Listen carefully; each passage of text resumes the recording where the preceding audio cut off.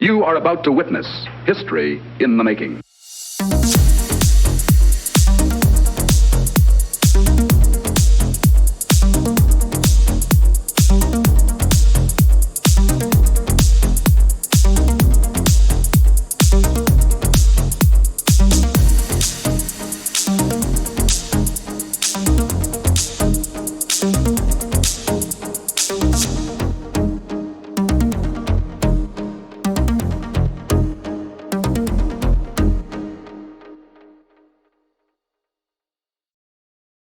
Hello, good afternoon, good evening, and welcome to the return of the Pop Culture Gamers podcast. We had a much longer gap than we ever intended to have, with our last one being way back on Halloween with our Halloween special. So my name's Haydn. I'm hosting today, and I'm here, as always, with Steve. Hi, Steve. Is it really the Halloween special was the last one? Because tell me, my God. Yeah, that was the last time that we feels recorded. Like half a year ago. It is nearly half a year ago. That's why. So yeah, it's been a while. It's been a turbulent time for both of us, really, in different ways. So I think we've had ups and downs going on. Yeah. So life stuff just occasionally gets in the way. Just also, I think the last couple of months, this has been horrendous. Yeah, well, it's been particularly horrendous for you, I know that, Steve.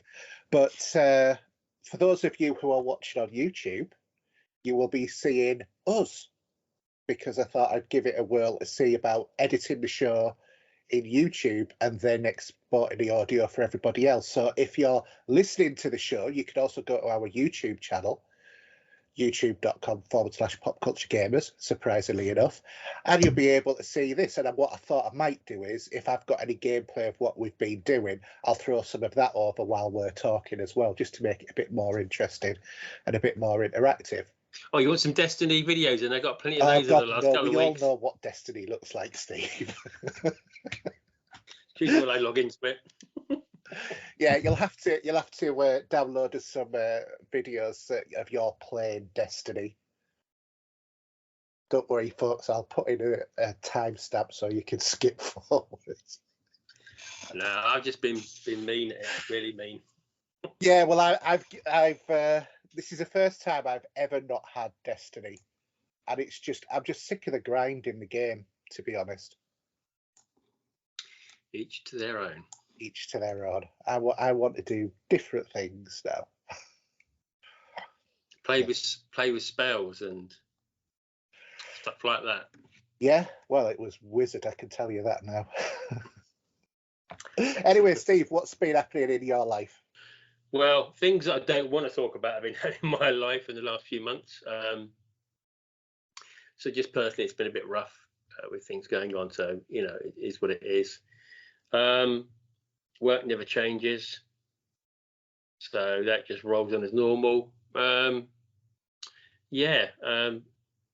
don't think I say we've done a great deal over the last few months. I did a podcast with Wrong Reel with James early in January. Something we penciled in that we got pushed back due to other bits and pieces. I thought you'd done 3 or 4 since we last recorded. I don't know. I think I did. Well, the last one we did was in, I think it was this year, beginning of this year, I think it was, because it got pushed back due to things going on for myself as well. He's not as quick as turning them around, is he? He records them and then they get released several weeks later, if I remember. Oh, right. Yeah, but the thing is, he's doing them every week. So literally, he's like a machine where he's got one doing now. He just constantly goes like this. It's just crazy. But yeah, so that was that. Doing another war,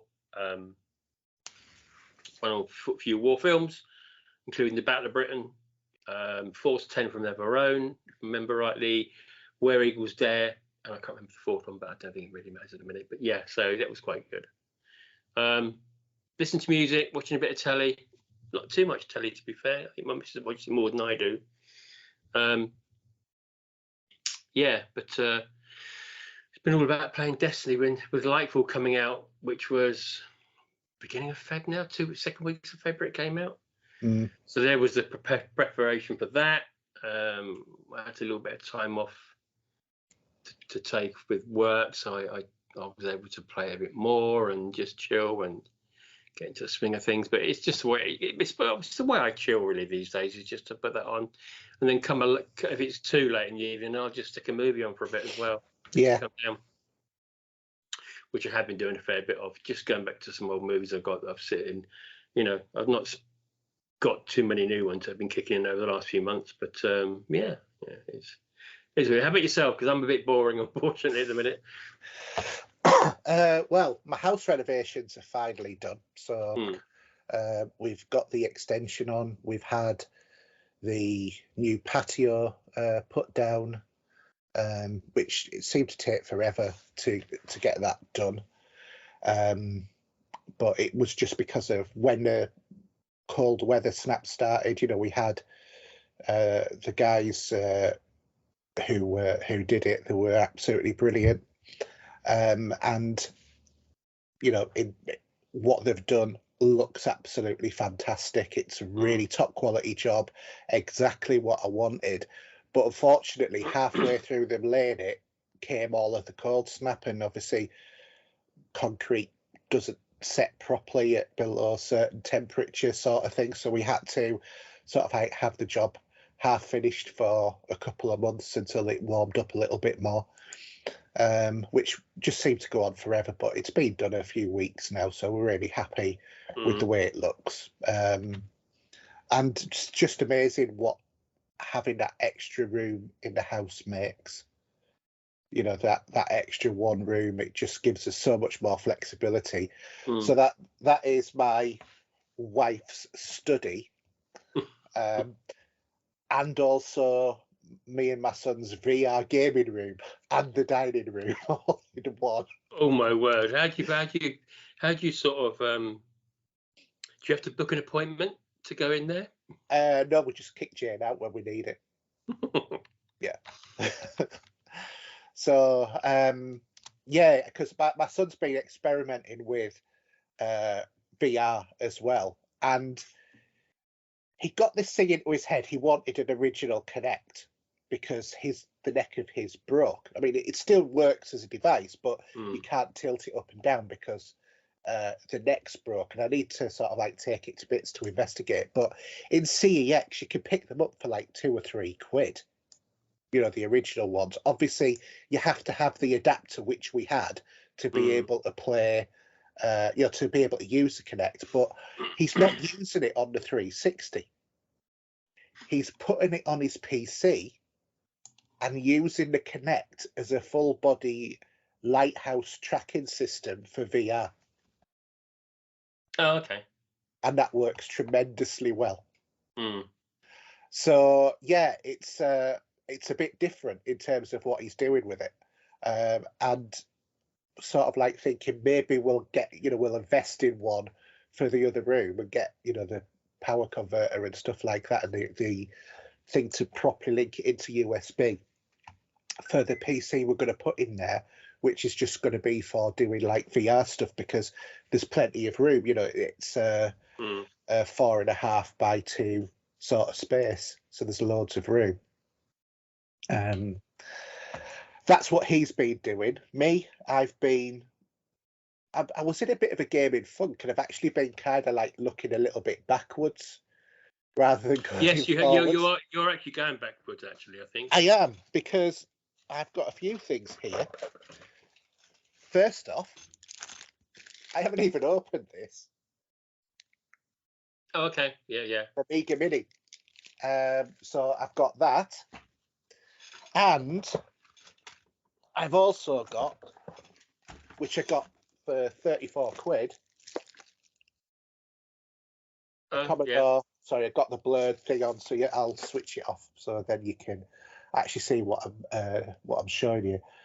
But yeah, I've got the got a few different sort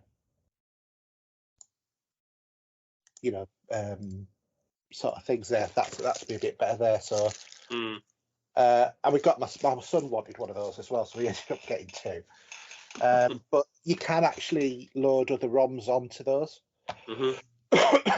But then I started thinking, well, do you know what? I wonder if I could actually repurpose one of my other consoles. So I started looking into what could I do with my PlayStation 2, which still works absolutely fine. You know, there's no problem with it. And then I thought that could accept a hard drive. There was a bay for the hard drive because I've got like the fat one. Right. Yeah. It's no good on the thin ones because it doesn't work. But I thought, well, 2 terabyte hard drive, that'll fit in because that's the maximum that it can hold. And what you actually need is one of these devices that I've got in here. And all that does is it adapts. So this is a SATA rather than IDE. So it'll accept a SATA drive. There is actually, if you use the new version of PlayStation Loader, there is actually an ability to have up to 144 petabytes. Because at the moment, not that we'd ever be able to do it, but the problem is that this is like the PlayStation uses a 32-bit reader at its core, so that means the maximum it can address is 2 terabytes, whereas the PlayStation Loader, the beta version that's available at the moment, will easily allow you to plug in a 16 terabyte hard drive, but has a theoretical limit of 144 petabytes. But all that this does is it goes in at the back. You plug your that's the interface to go onto the console. That's the interface, obviously, your standard sort of SATA connections. And then you use a bit of software which you put on a memory card, which you can buy on free McBoot. You can download it and do all sorts of stuff to get your own version. Or I just thought, well, this comes on a memory card, and it was like a tenner sort of thing. So I thought I'll do that, and then inside that software you can rip your own ROMs from your discs. So it makes it, a legal way of doing it. So so that's what I've, that's my project that I'm going to do. And also, you can also, because it's the original fat one, you can also install PlayStation 1 games, which I've got hundreds of those, onto the hard drive as well, and then just have the whole lot playing from hard drive. Okay, yeah.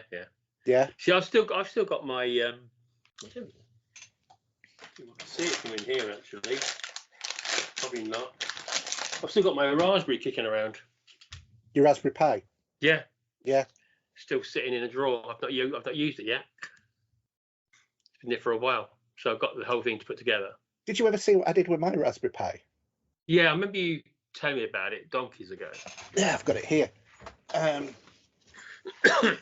I got the coolest case for this Raspberry Pi, which I've used it previously as a media server, but my idea is I want to build an arcade cabinet, but I got this case. Oh, okay. Doesn't that look absolutely fantastic? That's quite big though, isn't it, really? Because I mean, this is bog standard one is only smoked so big, isn't it? Well, this is the 3B Raspberry Pi in here. So it was a little bit larger, but there's like a slide out bit so that you can put in your dongle for your keyboard and stuff like that. And this also, the great thing, what I don't like about Raspberry Pis is they're either on or they're all the time, or you have to switch them off at the wall. This has an on-off button, so you're not wasting electricity with the Raspberry Pi running in the background, sort of thing. Mind you saying that, it won't be drawing a lot of current, will it? No, but nevertheless, with the cost of electricity, you know, because we all know. I mean, even, you know, the one thing I will say is solar panels are great. They save you loads and loads of money on electricity, but if it ain't sunny, they don't work, or at least they don't work very well. So it's like at the moment, this is the last couple of weeks, because it's been a little bit more sunnier and days have been longer, has been the first time I've been uploading electricity back to the national grid at the end of the day. But during winter, unless it was like one of those really cold days where the sun was beating down and the you know, there was no clouds in the sky, which most of the winter wasn't like that, I wasn't getting any electricity. You know, you're talking about not even, well, probably about half a kilowatt an hour, which is enough for if I'm just running, you know, a couple of PCs with me and my wife doing work at home. But yeah, it didn't add anything to the batteries over that time. So, and then another thing I got to go on my PlayStation build is this. Okay, what's that converter say? Yeah, so this is a converter, and what it does evidently is it converts your PS2 joysticks to your PC, but also it converts your newer joysticks to your PS2. Okay. Oh yeah, maybe tell me about this. We were talking, weren't we? Yeah. So I am right. going to use the ultimate PlayStation joystick, which, you know, we know this will work. This will work. You just have to plug it in. What is that? I don't recognise it. Sorry, what was that? That's some the sort of sense. No, I'm sorry, I'm only joking. Some sort of Ann Summers device. Sorry. Okay. I'm not sure how that would. Never mind. That's probably going where we don't want to go. But I'm going to use the ultimate PlayStation controller. Are you ready for this? Go on in. Big reveal. Go for it. Yeah. You've got a chat pad on there. Blimey, I haven't seen one of them for donkeys. Yeah. I still use a chat pad when I'm on it on Xbox. It's far easier than doing all that with the stick. Yeah. So yeah, that's those have been the sort of things I've been looking at. I mean, I'd already was it, and I've mentioned it before, but obviously I'm also chair of governors at, you know, the school over the road from me, literally, and be doing a bit with that, be doing a bit with work, but just keeping busy, really. Yeah. Really been enjoying Picard season 3, which we'll talk about later on. I have some interesting thoughts about Amanda Plummer's character, though. Don't say too much, because I've not seen a bean of it yet, so you can't say too much. I'm not going to say too much, but what I'm going to say is Amanda Plummer is the big bad in this. Right. You know, that her character. I know one little thing about it. I only just saw it because it was in the news. Yeah. But that was something that really happened recently. And I think that she fits in about as comfortably as Lex Luthor did in Batman versus Superman, and you know what I thought of that. But other than that, that's the only fly in this ointment. This is Picard. It is proper next generation stuff. Yeah, everyone's giving it a lot of praise, which is good. Yeah, it's just Amanda Plummer's character, and it's not her acting. Definitely not her acting. It's what they're getting her character to do. It just doesn't feel right in terms of the type of alien that she is or anything. Yeah. So I'm just digging something out. I'm going to show you something in a minute. Carry on. Yeah. So that's it, really. Oh, I did pick up another little device for a bit of retro gaming as well. There we go. Oh yeah. Okay. I saw something advertised there somewhere recently of those. With just that's it. Yeah. But haven't you got a Switch to do all that? Not emulation, no. Oh, okay. But I've got on here, because there's lots of versions of this. You can get this without ROMs, with ROMs, with lots of ROMs, or whatever. I got the basic version. It's just got the operating system. It's this one. It comes with, it's an Anbernic RG353V. It comes with an operating system, or two operating systems, Android and the Anbernic operating system. But what I've actually done is I've put on an Arcos operating system because it works better. It's better emulation. So I've got hundreds. I found all. Not that you needed more games. No, not that. I mean, how many of those ROMs you duplicated or triplicated, or even I don't know how many times you've replicated them? Oh, You've got no, because I pulled them off all myself. But in terms of in terms of the ROMs, I mean, these are just like systems that it can do mostly. It's just like standard sort of box art with the console. But in terms of what what I've done, it's obviously my son's got a collection of ROMs. I've got a collection of ROMs. It's amazingly complicated to transfer Commodore 64 tape recordings to become a ROM, believe it or not, but it's possible.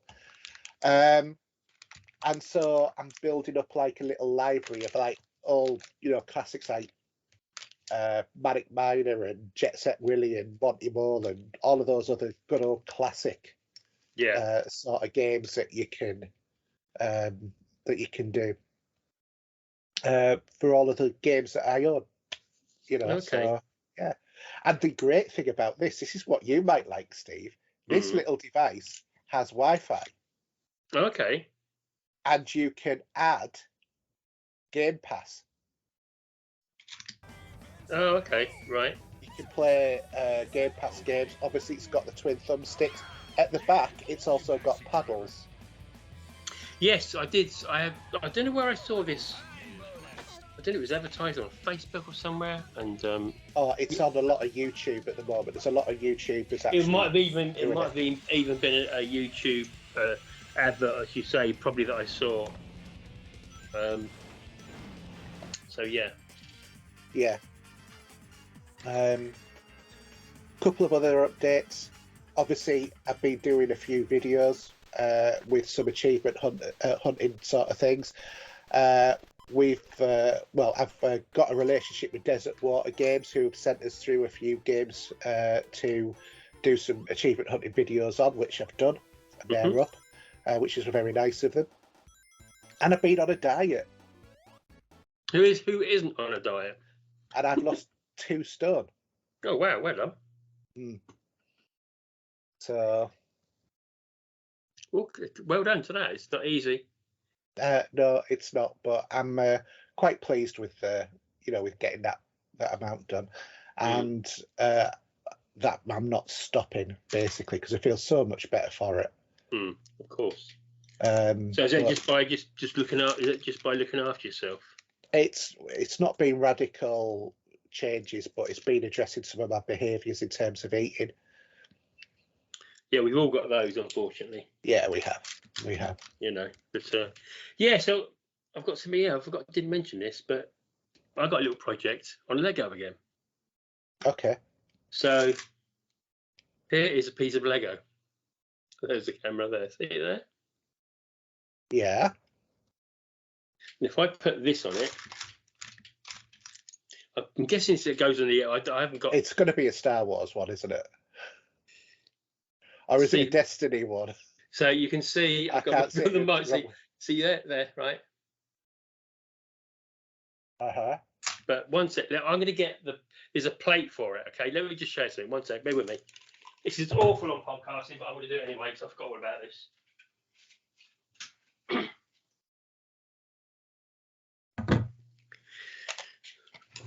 Now I need to do this. It's just me chilling out. I've only just started it, so this is it here. You see there? Notice that there's no Lego emblems on it. No, it's one of those kind of like knockoff Lego ones, is it? It certainly is, but it's not on Lego. This isn't on Lego at all. No. What I'm building isn't a Lego anywhere in the world. But are you using the Lego plan? No, 'Cause it's you- not 'cause you even can Lego. get- You It's can not a get Lego. those. Sorry, It's go not on. a Lego plan because it's Lego don't have this in their collection. Oh, okay. So this is you making your own, is it?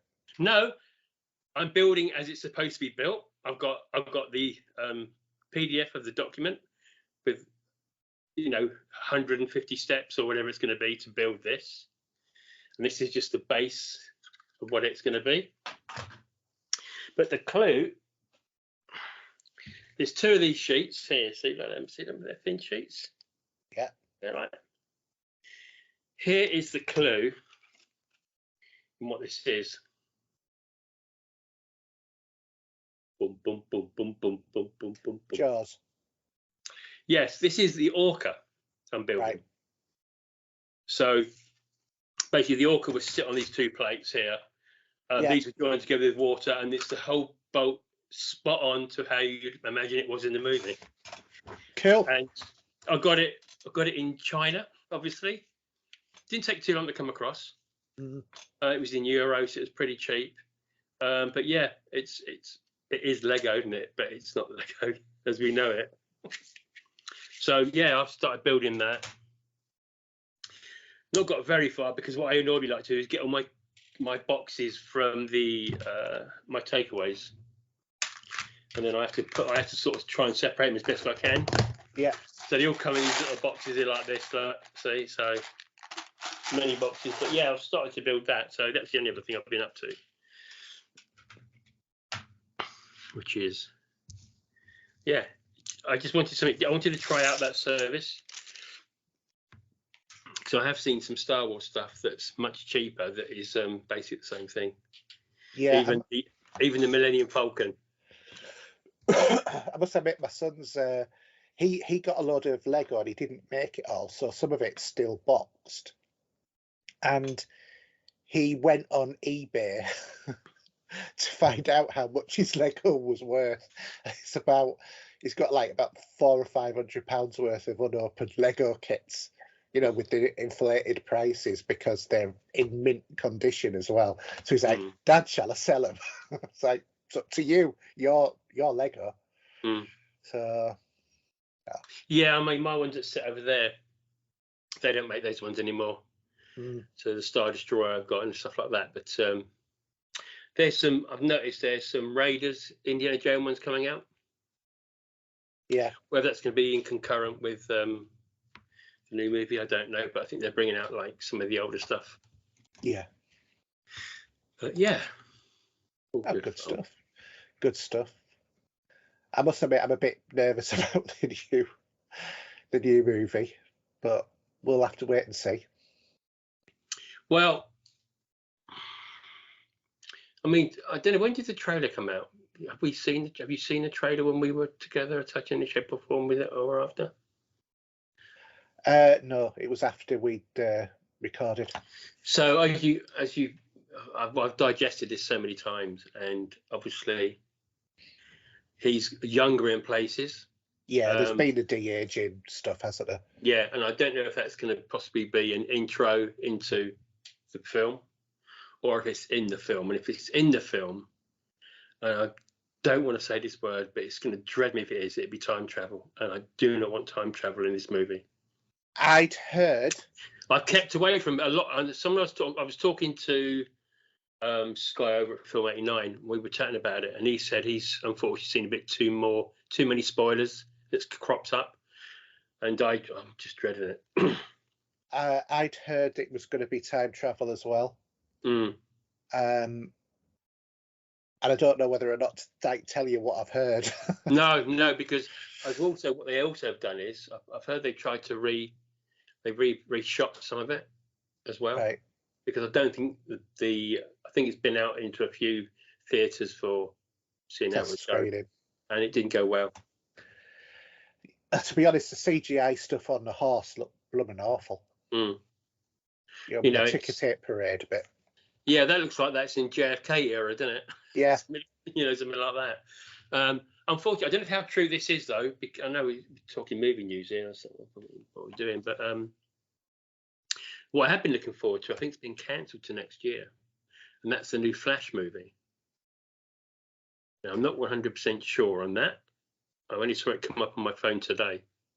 Yeah, I'd heard, and I don't know how true this is, because it might. I don't think it was yesterday. Oh, yeah, yesterday that I heard this, but I think it was a couple of days before. There was a rumor going about that they were going to replace the guy who plays the Flash, because there's been loads of troubles with him and breaking the law But that and was stuff put to like bed that. as far as I'm aware, because when the release trailer came out. Yeah, I'd heard they were actually going to put the TV series Flash in. Now that would have, I don't know. I mean, seeing Michael Keaton in his Batman suit in it. Yeah. I mean, that looks. But there's two Batman, because Ben Affleck's in it as well. Yeah, exactly. Yeah, but don't care about Ben Affleck. Don't worry about him. Batfleck. Michael Keaton's my Batman from the start. Obviously we have all got a slice of the early TV show. I mean, he's in his 70s, and he looks fantastic in that Batman costume. Let's face it. You look and you think it looks like it's about 5 years after the last movies. Yeah. But yeah, I mean, my understanding is they're going to use this as the excuse to reset the whole universe. That's fine. I've got no problem with it. What I was seeing in the movie looks pretty good, I thought. And Supergirl as well, she looked pretty okay. Yeah. So, I've got no problem at all with it. But No. I'm just wondering if is that going to search? Oh, wait. Okay. Is there any news? I wanted to see if there was. Well,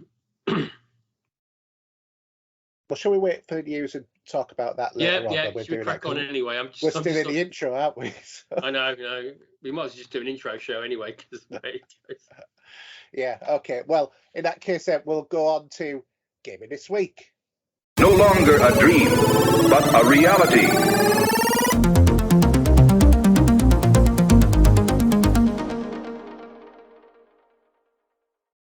All right, so Gaming This Week, and a couple of bits of news for all of you people who have Steam Decks. You can now change the startup movie of the Steam Deck from the customization menu, and you can use the Steam Deck points that you get from purchases, stuff like that, to buy new animations, and you can also add your own videos if you want to as well, which makes it really quite cool. Or you can set them all on random. I've downloaded a couple of videos on it, and it's really, I quite like that as a feature, because I've got like the Futurama Steam Deck video that comes up rather than the normal rotating ONC. Or sorry, yeah, Steam Deck. Yeah, well, whatever it is, the symbol that they have. Valve also has announced that there's a new APU driver for Windows for Steam Deck, and it's going to improve compatibility, but it doesn't officially support Windows. But if you want to install Windows, it will obviously work better now. And also, you might want to install that because you can't still play Destiny on your Steam Deck without Windows because of all of the, technical reasons of why they've put barriers in the way. So, it's like, come on, Bungie, get your gears sorted out on that one. AMD gave more details about FSR3, but they said while it can give another 2 times performance on the Steam Deck, some of that's at the cost of latency, but what they're looking at doing is providing updates to address their performance issues as well. If you've got Amazon Luna, then that's available on the Steam Deck now. It does give errors when you install it, and it says it doesn't recognise the gamepad, but it does. GE Proton has had multiple updates as well, and has fixes for Halo Infinite and various other games. And also, Dying Light 2 is now Steam Deck verified, as under X4 Foundations, which is an upcoming release, it's one of the first games to actually show its Steam Deck ready when it's actually released. And the other thing, which is generally for Steam full stop, going back to the conversation before about emulation, is that the Dolphin emulator for GameCube and the Wii is getting a Steam release. And it's, so that's going to be really good if you want to, rip your ROMs from your, rip your discs from your Wii.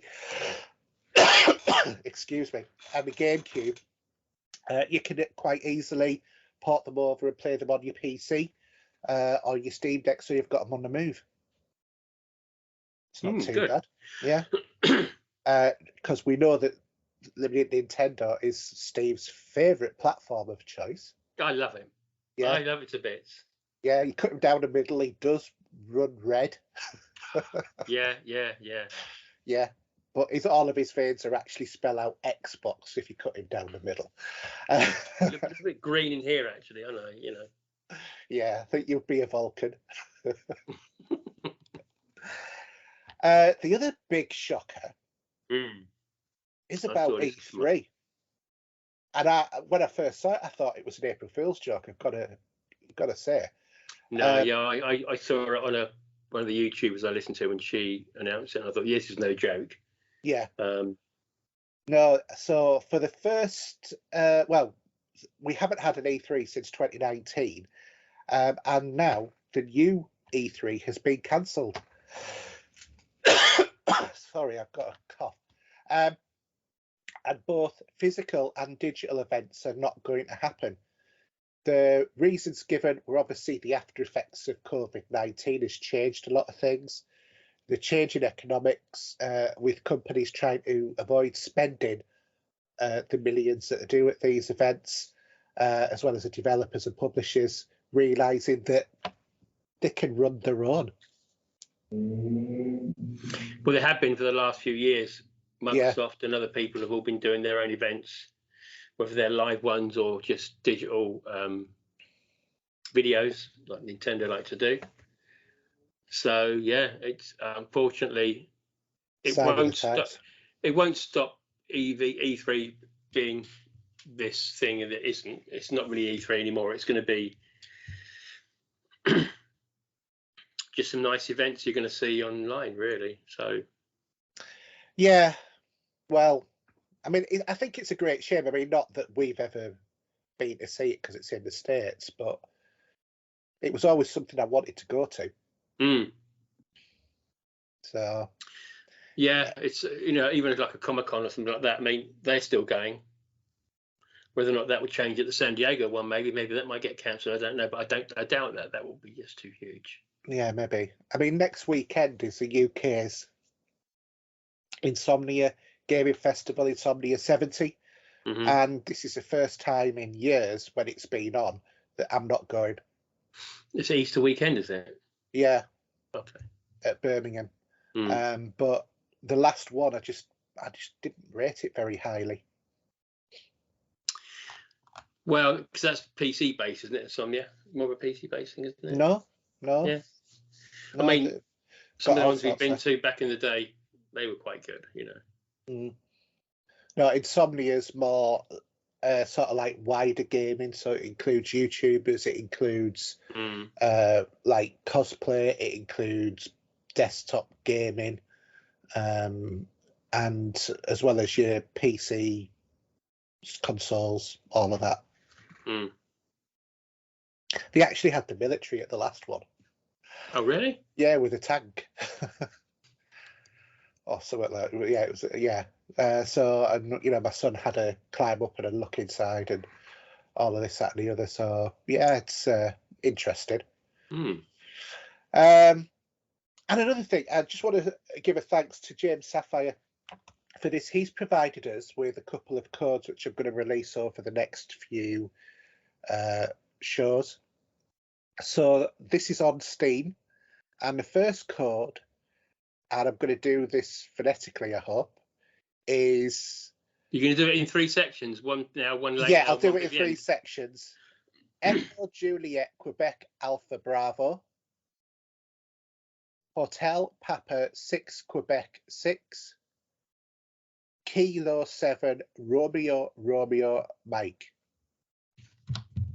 Right, download. Okay. Okay, so write that down, stick it in Steam. If you are the first one, you'll get that game added, and thanks to James for that code. Really appreciate it. If anyone's got any other codes that they want to share, we'll happily share it within the community. This way we haven't taken these codes ourselves. Also, it'd be nice if whoever gets it, let us know. Yeah, let us know if you do get it, and I'll just give a shout out to James on the Facebook group if you can. That'd be really good. So yeah, have a look, see what that one is. I'll let you tell us what the game is as well. Okay, so Steve, do you want to do the charts? Is it the charts? Are you sure? With new releases? Sorry, new releases. Okay, thank you. I thought I'm going bonkers, but yeah. Well, I was just testing, make sure you were still awake. Yeah, well, yeah, because it's been a while. It's a bit rusty. Okay, so we've got April the 4th, 5th, and 6th, and 7th. So we start at the beginning and the 4th. So we've got Meet Your Maker on all platforms. I've never heard of that one. Also, for the April the 4th, we've got Hogwarts Legacy on Xbox One and PS4. Grim Grimoire once more, PS4, PS5, and the Switch. Road 96 Mile Zero on all platforms. Creed Rise to Glory on the PSVR 2, which I'm going to do is a boxing game, I'm imagining. Movie House the Movie Stew Tycoon on PC. Carabat, so we're starting now on the 5th of April. We've got Carabat on PC. On the 6th, we've got Curse of the Sea Rats on all platforms. On the Switch for the 6th, we've got Paparazzi. Also, the 6th, we've got Everspace 2 on the PC. And on the 7th, it's been a long time coming. We've got EA Sports PGA Tour, which will be the golf, on PS5, Xbox Series X, and the PC. Which actually, it's been a long time since I've seen a golf game. Yeah, I must admit, I got into PGA 21. I don't remember which one that is. Well, it was the one from 2020. No, but yeah, it was. I thought that had a name against a golfer on that one. No, it doesn't have a name against a golfer. I mean, the big question will be though, will this be on Game Pass? Because I think it may be being EA. Well, I got it for free on PlayStation. Because I think it was on Premium, or might have been a monthly one. I can't remember how I got it, but it was just one of those ones that appeared. I think I've got it, it's like an added to my library rather than just one that you can play or stream. So yeah, but I've also got it on PC because it came in a humble bundle. So I've been playing it on my Switch, and it plays great on the Switch. Not Switch, the Steam Deck. Yeah. But this new one, it'd be interesting to see if it does come out on Game Pass. It'd be interesting. Yeah, if it does, I'll be over that like you don't believe, definitely. I'm sure it will, because that's the deal, isn't it, in terms of the EA games? Think so, yeah. Okay, so subscription games then. We've got a few games with gold. We've got Out of Space Couch Edition. That's until the 30th of April, and from the 15th of April to the 15th of May, we have Peaky Blinders Mastermind. If you watched Peaky Blinders, you can play Mastermind. If you haven't seen it, never watched a single episode. Not quite actually, but it's supposed to be quite good. But yeah, that is a bizarre one, must admit. Game Pass, we've got Everspace 2, Ghostwire Tokyo, Minecraft Legends, Coffee Talk Episode 2, Hibiscus and Butterfly, The Last Case of Benedict Fox, and Homestead Arcada. So that they're coming on the 6th, 12th, 18th, and 27th, so they're spread out across the actual month. PlayStation Plus, this month's games are Sackboy: A Big Adventure on the PS5 and 4, Meet your Maker on the PS5 and 4, and Tales of Iron on the PS5 and 4 as well. And on Plus and Premium, the extra, those have not been announced yet. But there are some games that are leaving. Those are Too Dark, 428, Shibuya Scramble, Chrysler Sigma, Naruto Shippuden Ultimate Ninja Storm 4, Gabuchi, Marvel Puzzle Quest Dark Reign, Steins Gate, the Caligula Effect Overdose, the Wonderful 101 Remastered, and Zanki Zero Last Beginning. That sounds a bit dodgy. But yeah, so all of those are evidently leaving Plus as well. So get playing those if you've not played them. I'll let you do the last two, Steve. Oh, thank you. So Prime Gaming, we have Jackbox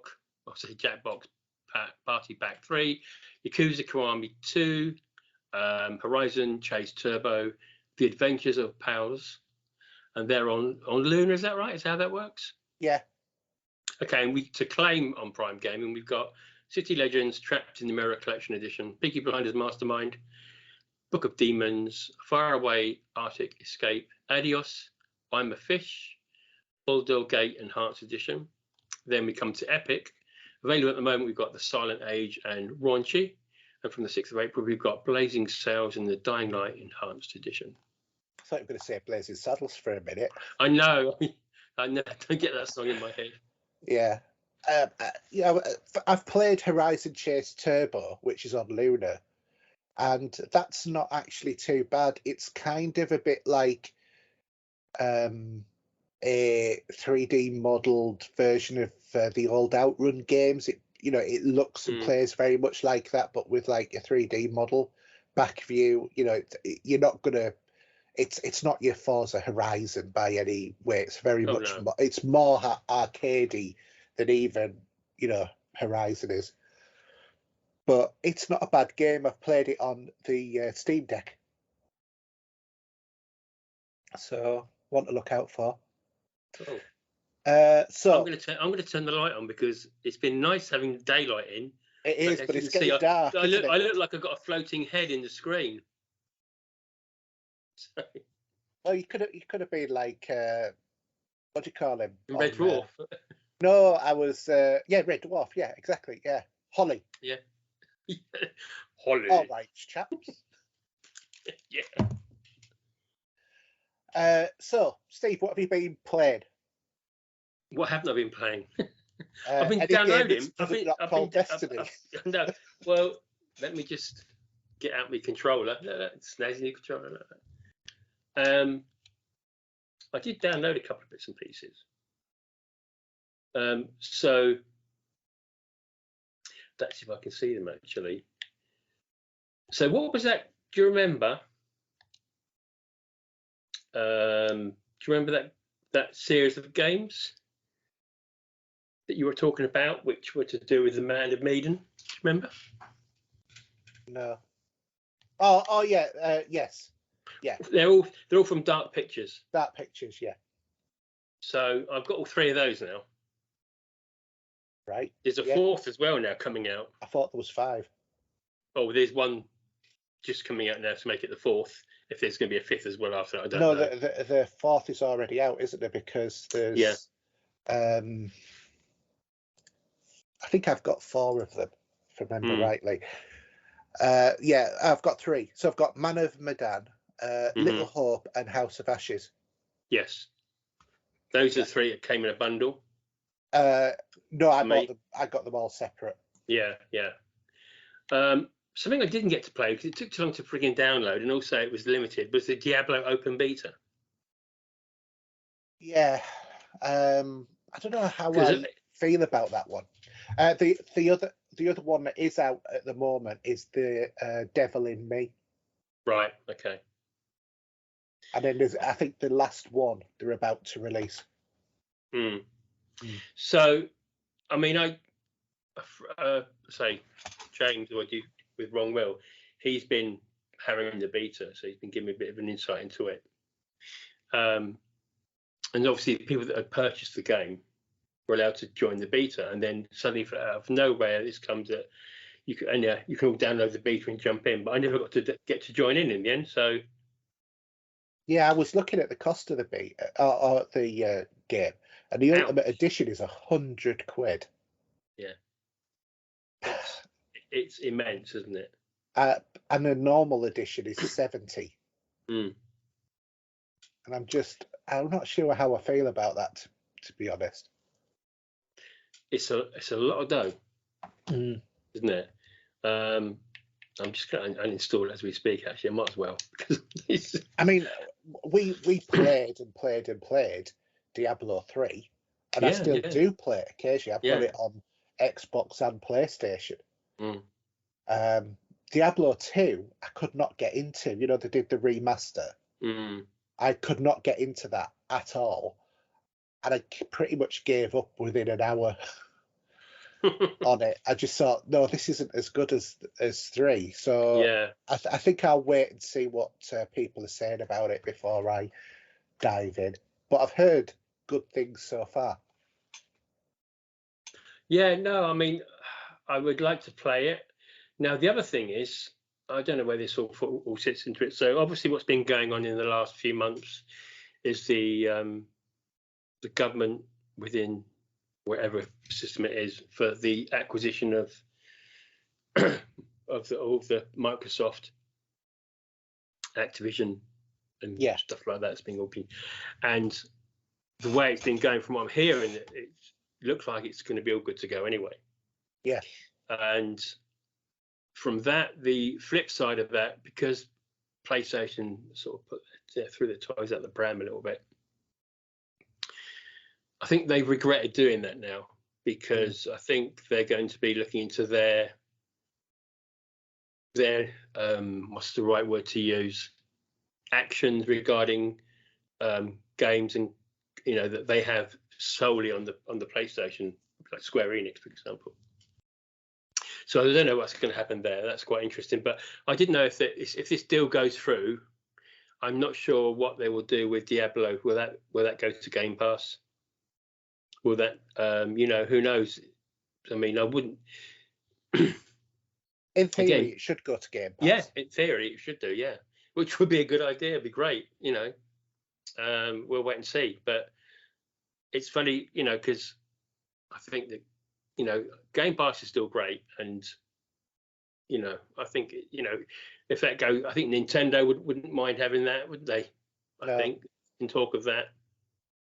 Thinking of Game Pass, well, not Game Pass, but thinking of PlayStation Premium. If you're wanting to get the premium version coming up, I know that shop2.net are currently giving you £80 worth of credit for £65 if you buy one of their prepay cards for PlayStation. So the extra version of PlayStation Plus is about £84. So if you've got your subscription coming up, might be worth having a look at that as a cheaper alternative than buying it for a whole year. Yeah, the full cost, or paying it monthly. Yeah, because you get into the way it just flows out normally. I mean, my Microsoft points I've been building up as much as I used to at the moment, but No, they're changing some of that as well, aren't they? Are they? Oh, okay. Yeah, they're cutting out, like the one that you used to get for getting an achievement a day or something, the 50. Yeah, they're scrapping it, evidently. And a couple of the other ones. So I think they're obviously trying to make it into a way that they pay less, or you pay less for it. Yeah, no, that's it. So it's funny because I haven't been playing as many games as much as you have. I've only been playing Destiny, and I have been playing a little bit of Forza now and then, a little bit of FIFA now and then. And there's another update for Forza as well, with the Rally Adventure. I'm guessing that's free. Yeah. So I will download and have a look at that. But yeah, I know it pains me to say, but Destiny's been. I know you don't like the grind. Lightfall came out. It came out, and there's a little bit of controversy over the story and the way that ended. Although it was good fun, and they decided that, well, they've said there's more story to come. I think they're going to play with how it ended, because it did end abruptly with no real sort of finish with any consequences. And I think Bungie are still working on that. They're working on the next couple of seasons at the moment, because talking about, obviously, Lance that passed away, who played Zavala, he's got all his stuff that he recorded into the next 2 seasons. I think about 2 seasons, or get on to the end of the year. So there'll be decisions they'll want to make regarding that, I don't know, from moving forward. I don't know how they will play that out. It will be interesting to see what they do. It was great that just after the passing, Bungie put a little commemorate came up when you logged on, and apparently he was playing Destiny basically the day before he passed away. Yeah, because he was much in the community of it and playing it. His Facebook page, he's always on there. Just that was awful. Well, we've got a bit about him in the next section, but yeah, from the Destiny point of view, it was just to be honest, from an acting point of view, he was one of my favourite actors of all time. I think he was I liked his acting.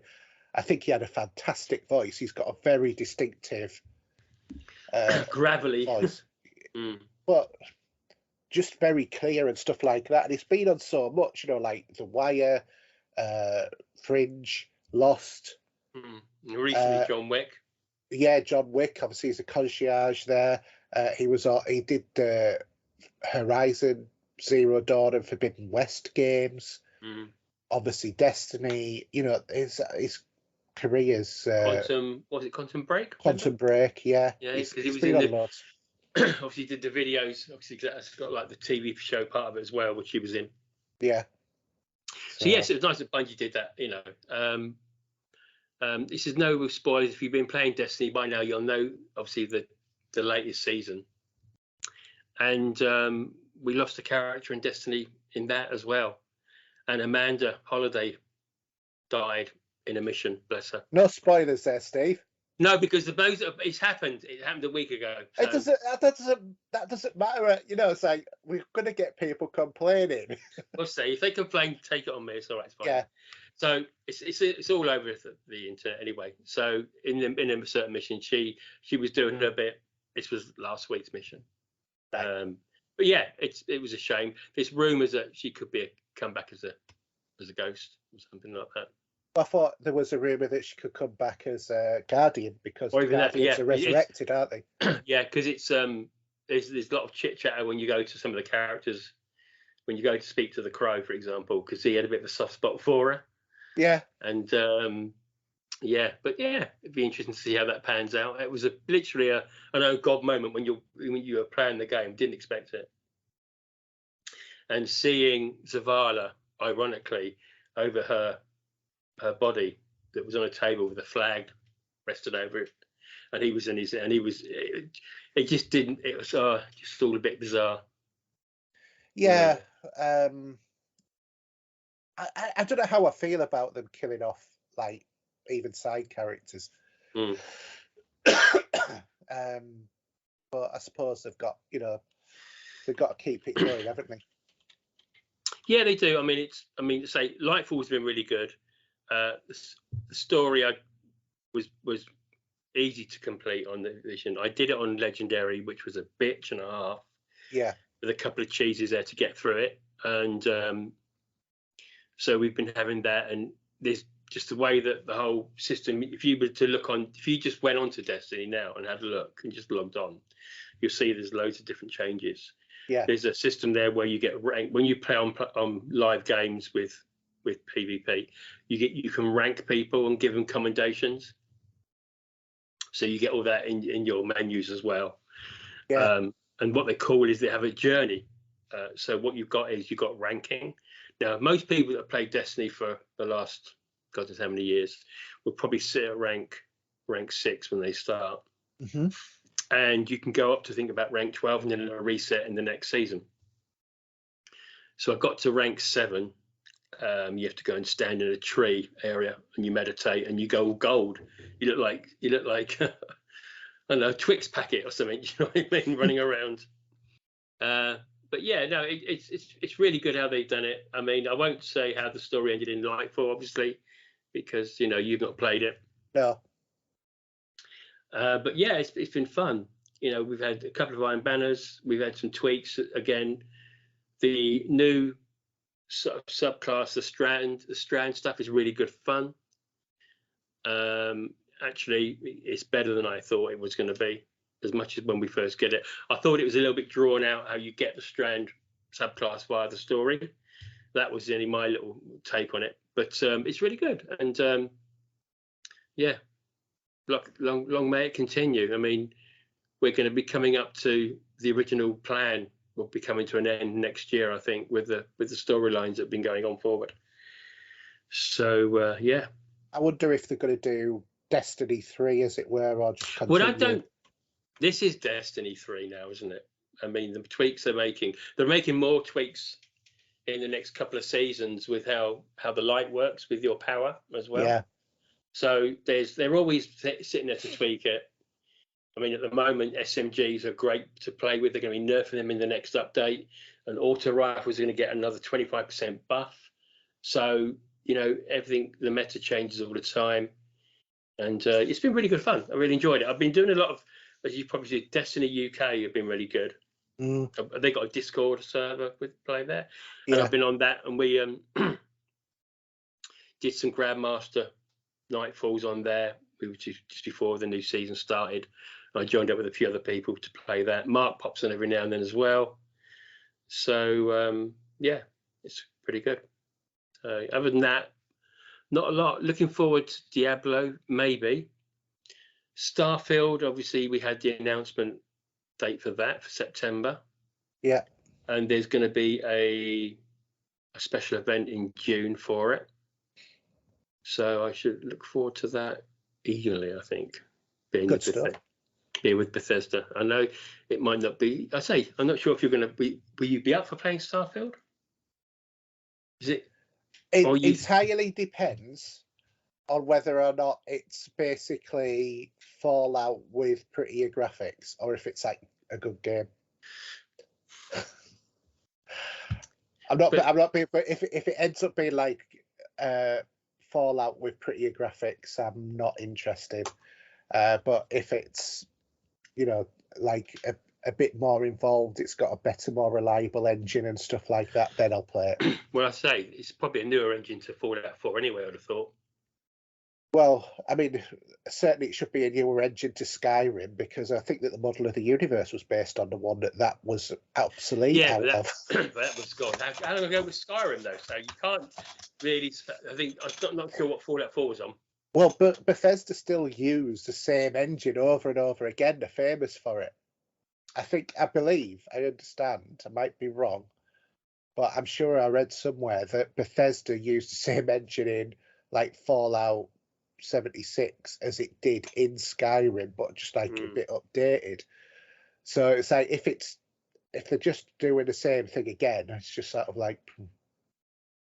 But hopefully, with Microsoft backing, we will get a Bethesda that doesn't release games as beta testers, and it's actually a polished product, because that's the problem, always has been with. I don't know if it will be. I think it's the sort of game, as much as Destiny gets tweaked all the time, that has a old bug or two, and you get patches all the time.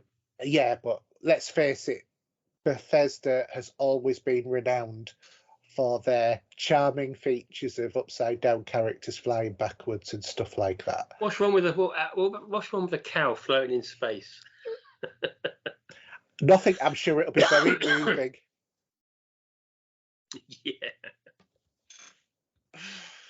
So who knows? That was just a load of bull. That. Absolutely, yeah.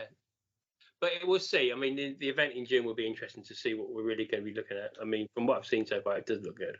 Yeah, and I think it looks fantastic as well, and I want to try it, but I'm not. I'll see what it's like once it's released before whether or not I decide I'm going to commit on it or not. Did say that's going to be Xbox exclusive?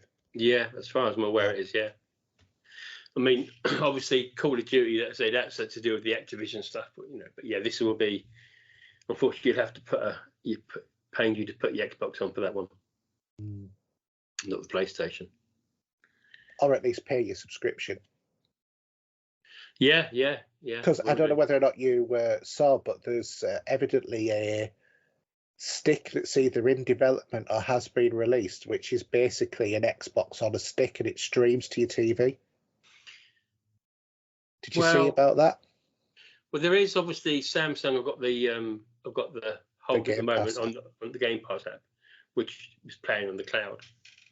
So, and I don't know where I wasn't recently, because obviously we've had April Fool's Day come in. There's been a few things on there. Oh, I saw this weeks ago. This isn't. Yeah. But there's going to, as I say, there's going to be the idea of you plugging that into a TV. Yeah. And not needing an Xbox. But again, I think personally, I don't, I want something that's, even though Xbox is digital more, if you're with me, but it's more sitting there in your home than relying on an internet and another further step. Yeah. Same with Netflix and watching movies. Yeah, absolutely. If you had a power cut, or well, not say a power cut, if you lost your Wi-Fi, and so it's all that sort of thing. It's. Yeah, I'm not a big fan of the whole idea of streaming games, to be honest. Mind you, I like the convenience of streaming movies, but I prefer discs. Yeah. Because you get the better quality, because you just don't get the transfer rate of data over normal internet channels. No, but yeah, I mean, we're still way behind where we should be. But there are places in America that are even further behind us. Yeah, I think there's some places in America that are still on dial-up, aren't they? Because they're in the backwater or somewhere. But anyway, so you're going to tell us about.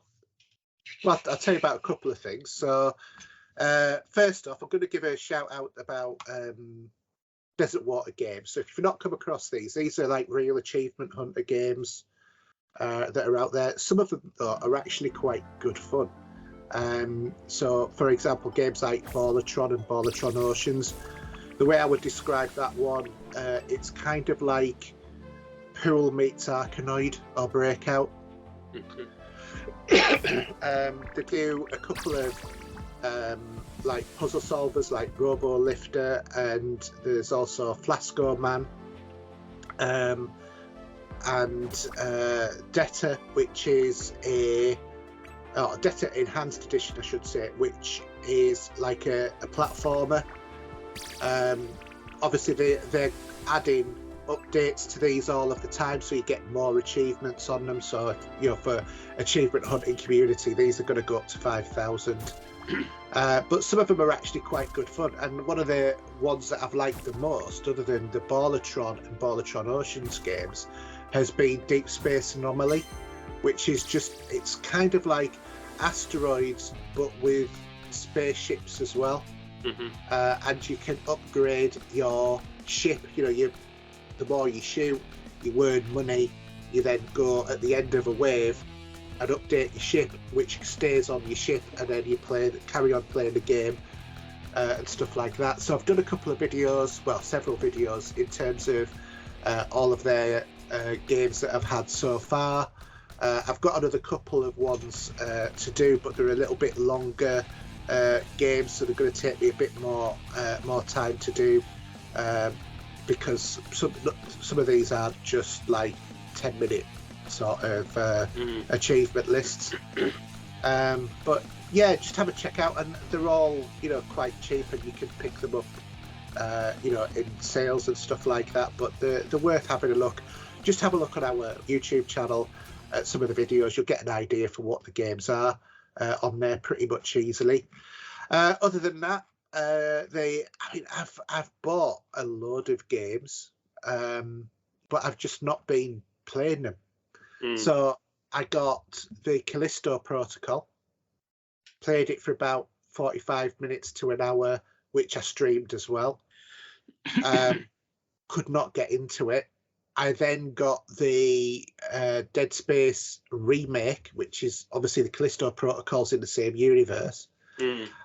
Like what they're doing in that game, and it looks fantastic. But again, I couldn't really commit to it. And then I got God of War Ragnarok. Again, I've heard that's not great. I don't. The PC version's not great, but I got it on PlayStation. No, what I mean is, the idea of the game is not up to scratch as much as good as the last one. I mean, the last one I loved. The last one I absolutely loved. This one, I'm a bit lukewarm with it, and I've not played it for very long, and I've just sort of, I got God of War on the PC, basically to play on my Steam Deck, but I need to optimize that quite a bit. Yeah. There has been a few games coming out. Resi 4's out. I'm at the moment not bothered. No. Even yourself has said, it's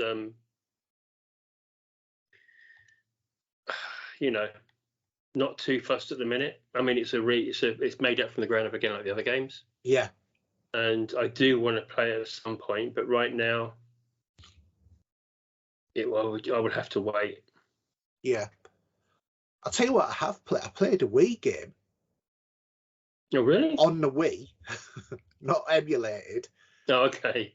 House of the Dead 2 and 3. Shooting zombies? Yeah.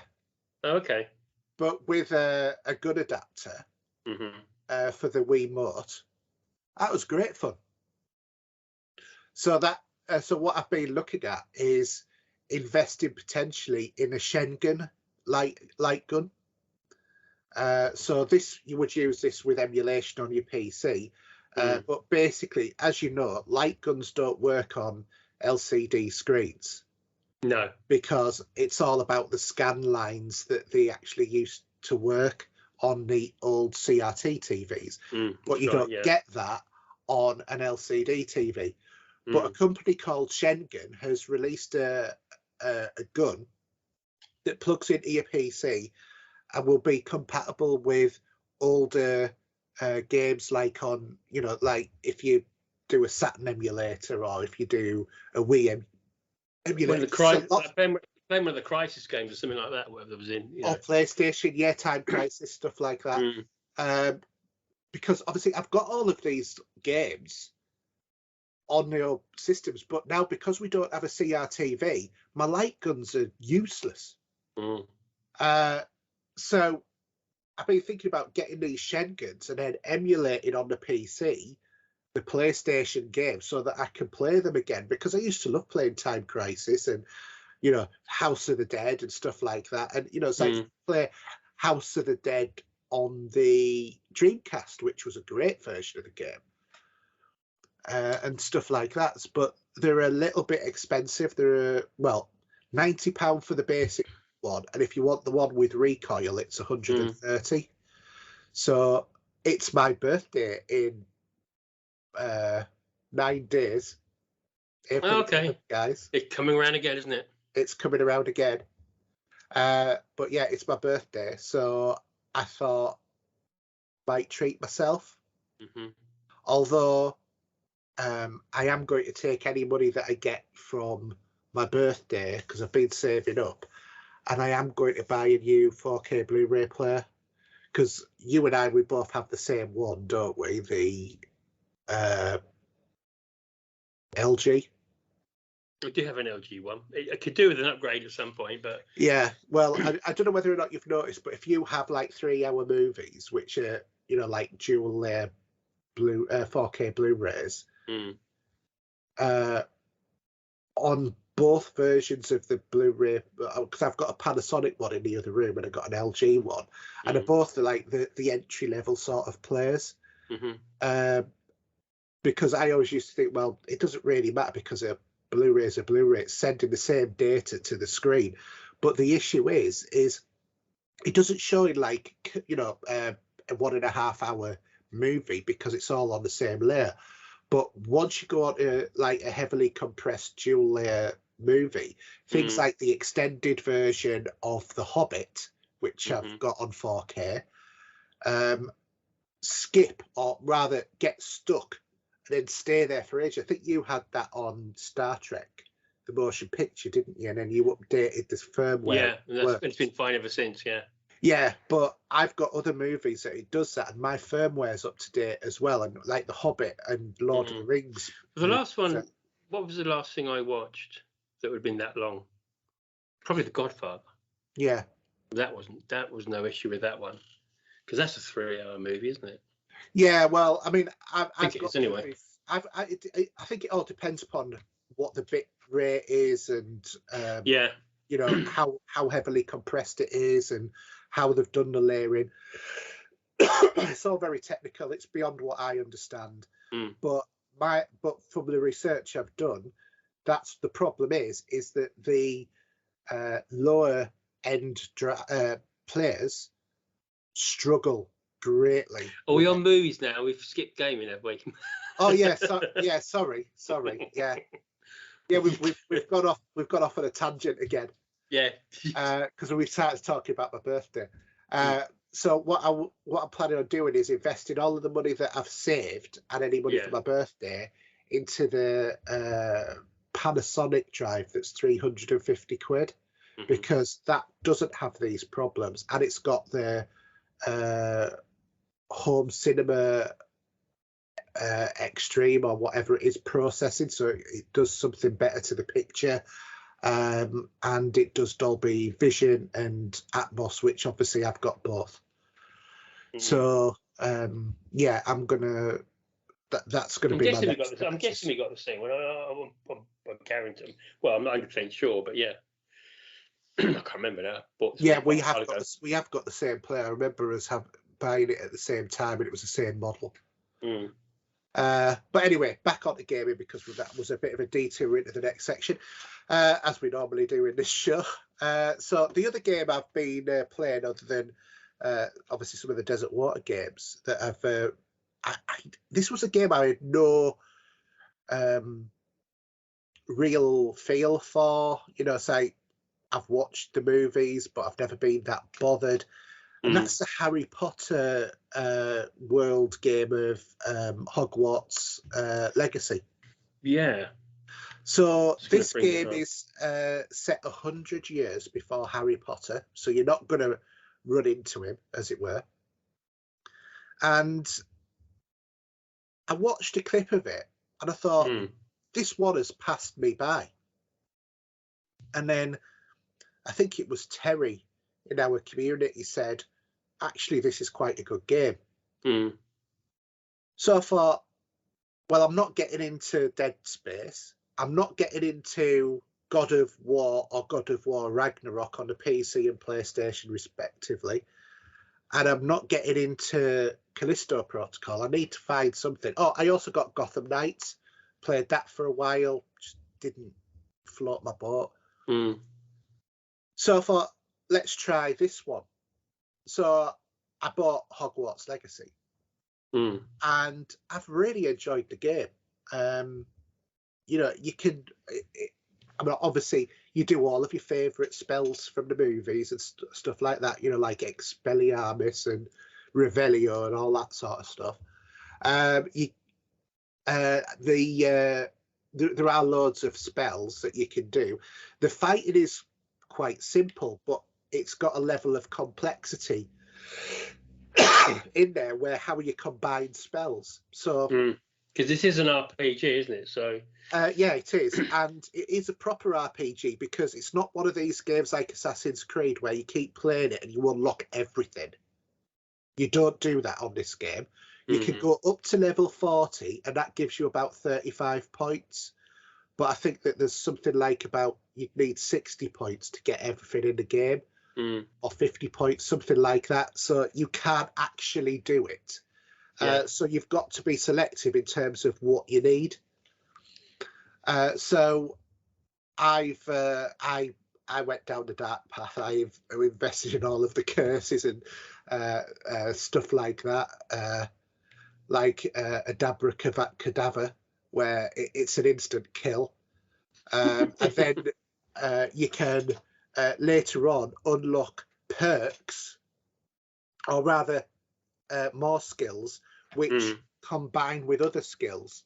So, well, actually, you learn the instant death curse if you do one of the specific side quests, because you've got the main quest and loads of side quests, and there's some good stories on the side quests as well. And this is, I think, why I've liked this game. And if you do the full side quest with Sebastian, who's one of the other students, and he asks you, do you want to learn this curse? You can say yes or no. And so you can either stick to the light side of the Force or go to the dark side of the Force, as it were. So I went to the dark side all the way because I wanted to unlock everything I could. And I got this. And there's a talent that you can add, which is where you get the points from your leveling up system, because you get like a point about a level after level 5. Like a skill tree, yeah? Yeah, skill tree.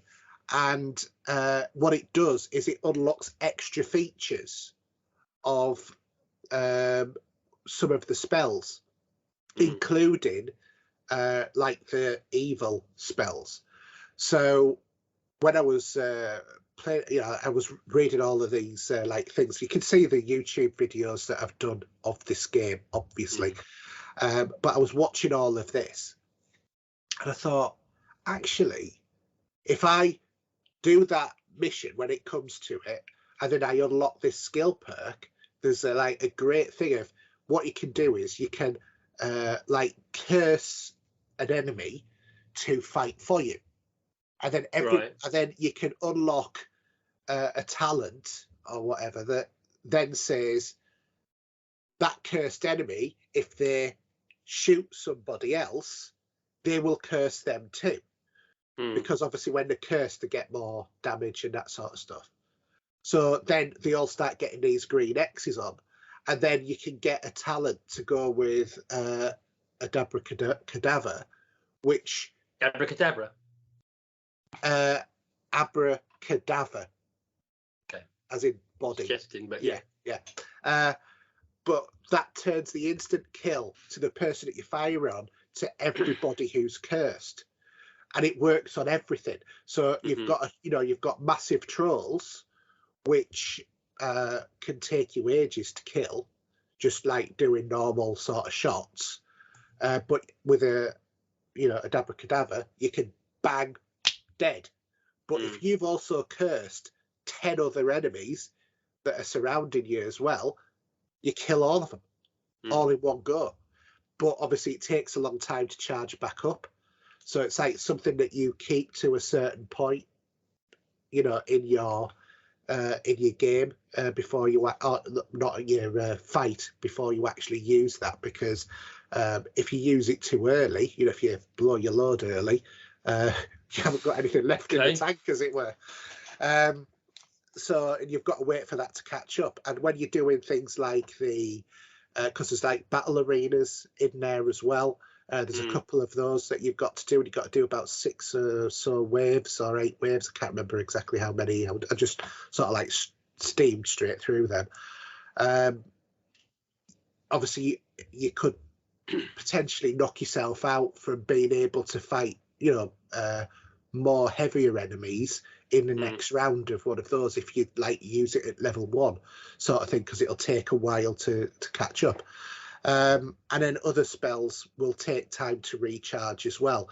But there are some spells that will work, recharge quite faster, and some talents you can unlock to unlock certain spells faster. There's lots of different things that you can do, in terms of there's all sorts of different skill trees. This game is a collector's wet dream. There's 650 collectibles in the game. They're spread between lots of things, such as guide pages, because in the story you get a guide because you're coming to Hogwarts as a year 5 student, never done magic before, and then suddenly you become a right Mary Sue, and you end up with being like the Ray of the Hogwarts world. So you've got that. You've got like these demi-guys, which are these things that you can only pick up at night. So you've got to find where they are and then pick them up. And there's like chests and dungeons and all of this. Well, not dungeons, but like caves and stuff like that. And then encampments where bad guys are. There's also collectibles for killing certain types of enemies, using ancient magic on certain type of enemies, capturing animals, breeding animals, doing spells, doing potions. There's also like unlocks that you can do for fighting in a specific way. So once you start a fight, it'll say you've got to levitate 2 enemies for 10 seconds. So you've got to figure out a way to keep 2 enemies elevated when the elevate spell will only keep them up in the air for 5. And you know, lots of stuff like that. I mean, as it is, that one, it's just cumulative. And then there's these things called Merlin quests, which use your spells to be able to solve puzzles. And there's about 5 or 6 different types of puzzles. They're generally either exploding rocks, flipping rocks over, jumping from one rock to another, to another, to another, to another, or rolling balls onto a little platform. And then there's also like certain caves you can't get in unless you find the unlock block, and then you've got to use the right spell on the block to open the cave. So there's lots and lots of stuff to do. So if you don't like collecting, you don't have to do all of this, but you won't unlock everything in your journal, as it were. I've been playing it for hours and hours and hours. And I would say for probably the last 3 or 4 hours, I've been just solely concentrating on unlocking stuff. And I've got about 100 things left to unlock. Because you have got to find them as well. That's the other thing. It is open source. You can go wherever you like. You know, you can do all your go anywhere in the map, but obviously you'll come across natural barriers because your level won't be high enough and that sort of stuff. And then there's a great way that instead of having to fly everywhere, because you can either ride on a beast, fly on like a bird with a horse, a bird and a horse combined sort of thing, or on a broomstick. Broomstick is, I think, fastest for that sort of travel. But you can also can you teleport as well? Yeah, to like foo flames, which are all over the place. So you're never more than like a 10-second run away from anywhere that you need to go, or a 10-second flight. So it's got good side quests, got a good main story. The combat can be challenging on the higher levels as well. There's obviously, if you like resource collecting, you can do that. You open up a room as well, which allows you to, it's sort of like your area, your den, as it were, and you can then put in like potting tables so that you can breed certain plants, or that you can cook certain potions, or that you can then dump all of your animals in, you know, because it's like it opens up a bit like a Fantastic Beasts sort of, where he had that environment in this case.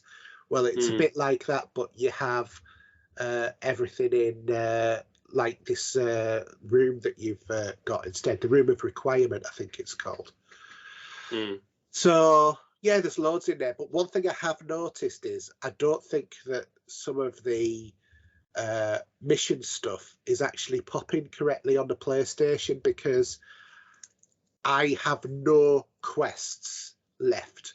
I've completed the main story and I've done every side quest that has been given to me. There are no markers anywhere on the map. I've been everywhere, unlocked everywhere on the map.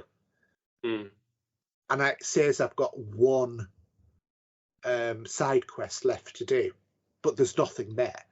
And then the other thing that I've got, because it throws these out at you constantly, when you're playing. And the other thing that I've got is on terms of the collectibles, if you press the PlayStation button, once you completed the game, you can actually see where it tells you where all of the pages from your book are in the game, with that PlayStation help thing, and it shows you a little video of where to find them. It doesn't tell you everything, because if it's one of the ones where you've got to take a butterfly to a mirror, which you use the illumination spell to do that, and then the butterfly follows your character, then it just shows you where the mirror is. It doesn't show you where the butterfly is, because it's in a different place, so you've got to figure out that. But they're normally within about 10 seconds walking or running of where you find the mirror, sort of thing. It's not normally very complicated. But other ones will just show you've got to go up to this like statue and go Revelio, because you're constantly pressing left to do this reveal thing, and then a script comes up, and then you can just pull it out, and then there's like a little village locally called Hogsmeade where you can go, and there's stuff flying around and stuff like that. So there's loads of things. It's a great collection thing. I'm looking at playing the game. I was playing it, and it was really reminding me of like Harry Potter and Assassin's Creed had a child when I was playing it, because I'm quite sure they must have used the same engine as the Assassin's Creed Odyssey engine, because everything's very similar, like the way they had your character in the middle and then those little boxes, and then it goes into the screens. And while your character's not like Spider-Man or like your Assassin's Creed character, which was basically could climb up a perfectly smooth glass mirror at 90 degrees, then a lot of the rest of the movement feels very Assassin's Creed-ish as well, and just the way that the map is.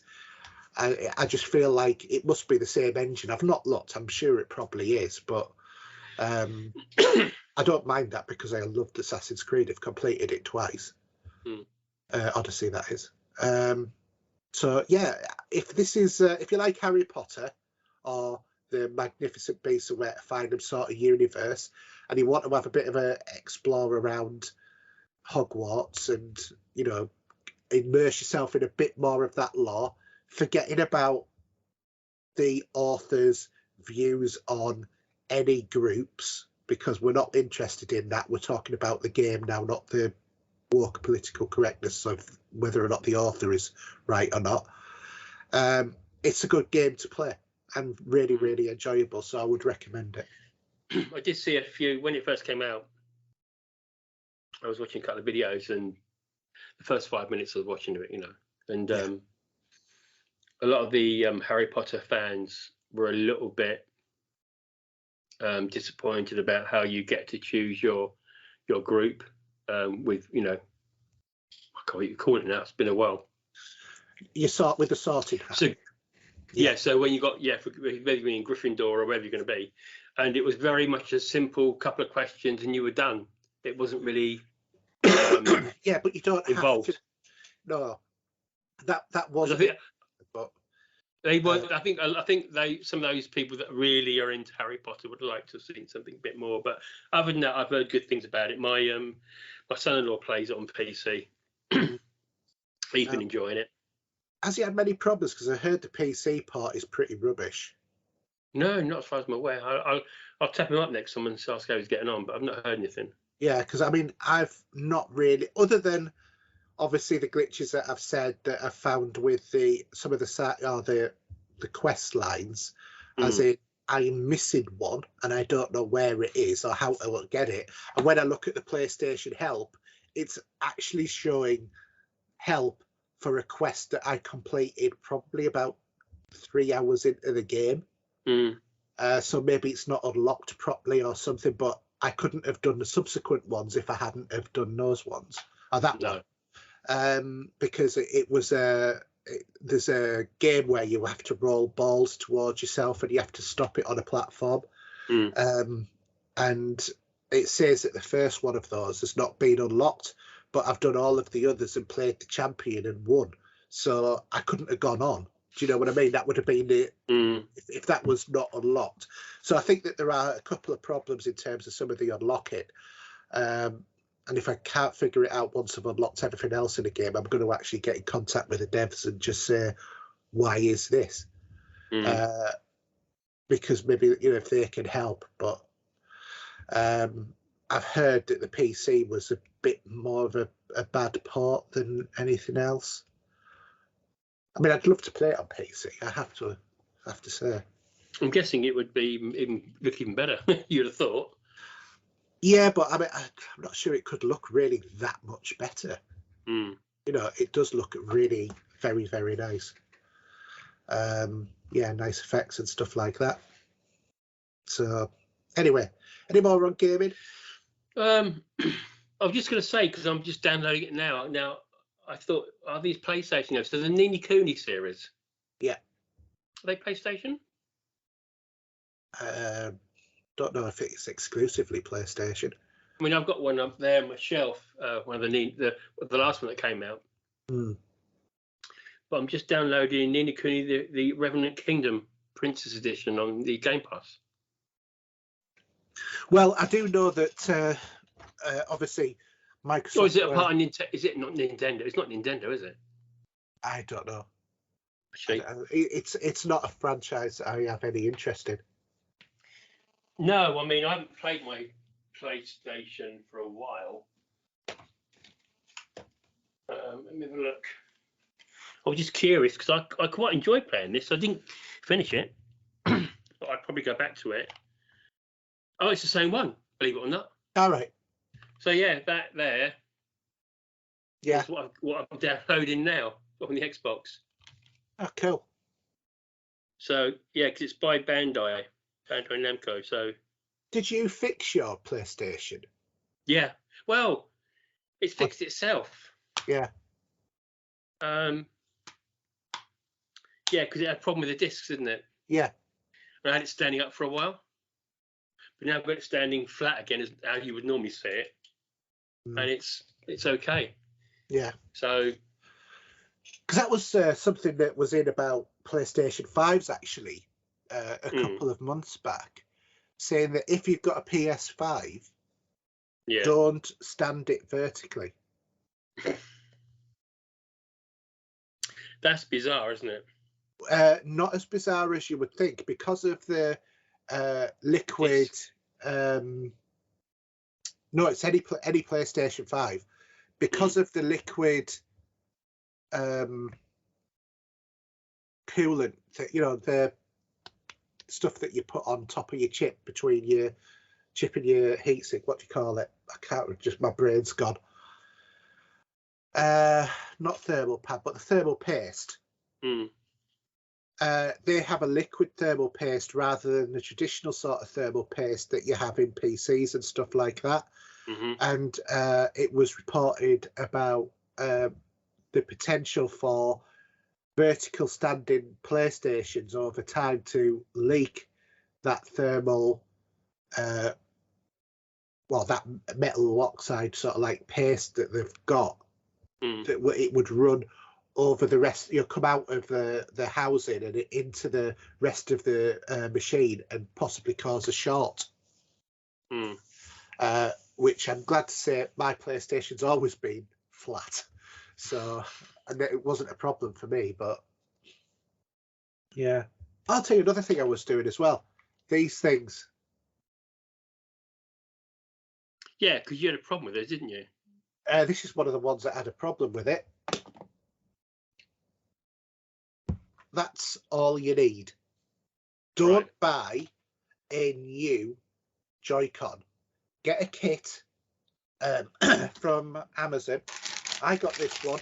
It's got all the screwdrivers, everything. I've used a couple of these, but basically you just take it apart. The left and the right ones are different, by the way.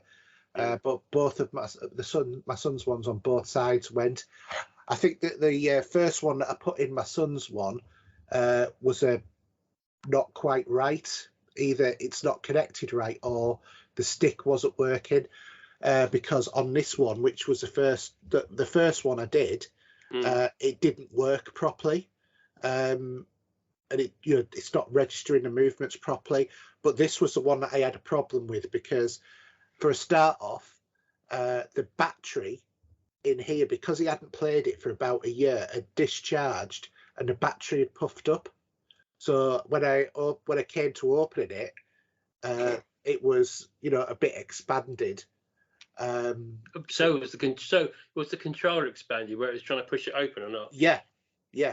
Ironically, I've taken it out of here now, that battery, and it started to shrink back down. Really weird.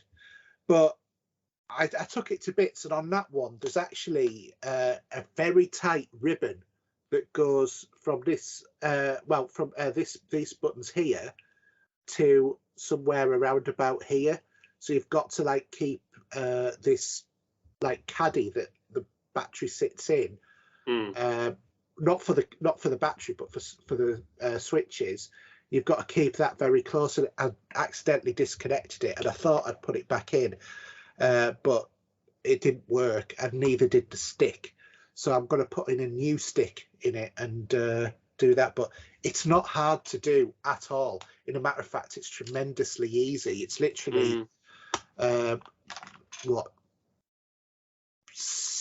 screws you've got to undo, and it's a little bit fiddly. That's the worst bit about it, but very easy to do. There's loads of videos online on how to fix it, but if you've got stick drift, don't spend 70 quid on a new pair of controllers. Buy a 13. Now I will show you pack. I don't know if mine is there, if I can dig it out. I don't know what I did with it.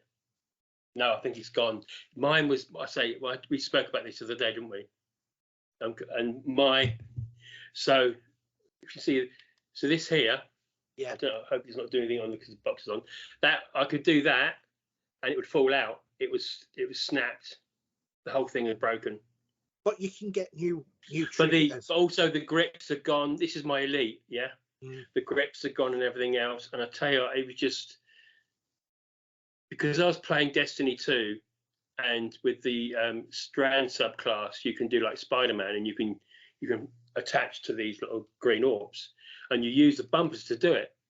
How you would get, so it was just frustrating. I mean, this one's all right. This will do me for now. If you're not going to use your old PlayStation controller, Xbox controller, your Elite anymore. No, I think the Elite has broken and come apart. It was literally right. like it. So why don't you? Yeah. I don't know whether it'll work, but why don't you have a look and take apart your Elite controller and see if you can take the sticks off and put them on your new controller, because then you'd be able to swap the tops of them and you would have that more metallic. Well, I've still got the sticks. Have I got the sticks? No, because I'm still using the case to hold this one in at the moment, to put it somewhere. I mean, these ones are the Elite. I think are a bit of a con, to be fair. I think if you're a bit of a hardcore gamer with playing a shooter, they will take their toll. I mean, I've had 3 Elite controllers, and I've still got 2 of them, one of which is in a bit of a bad state because it's falling to bits. Yeah.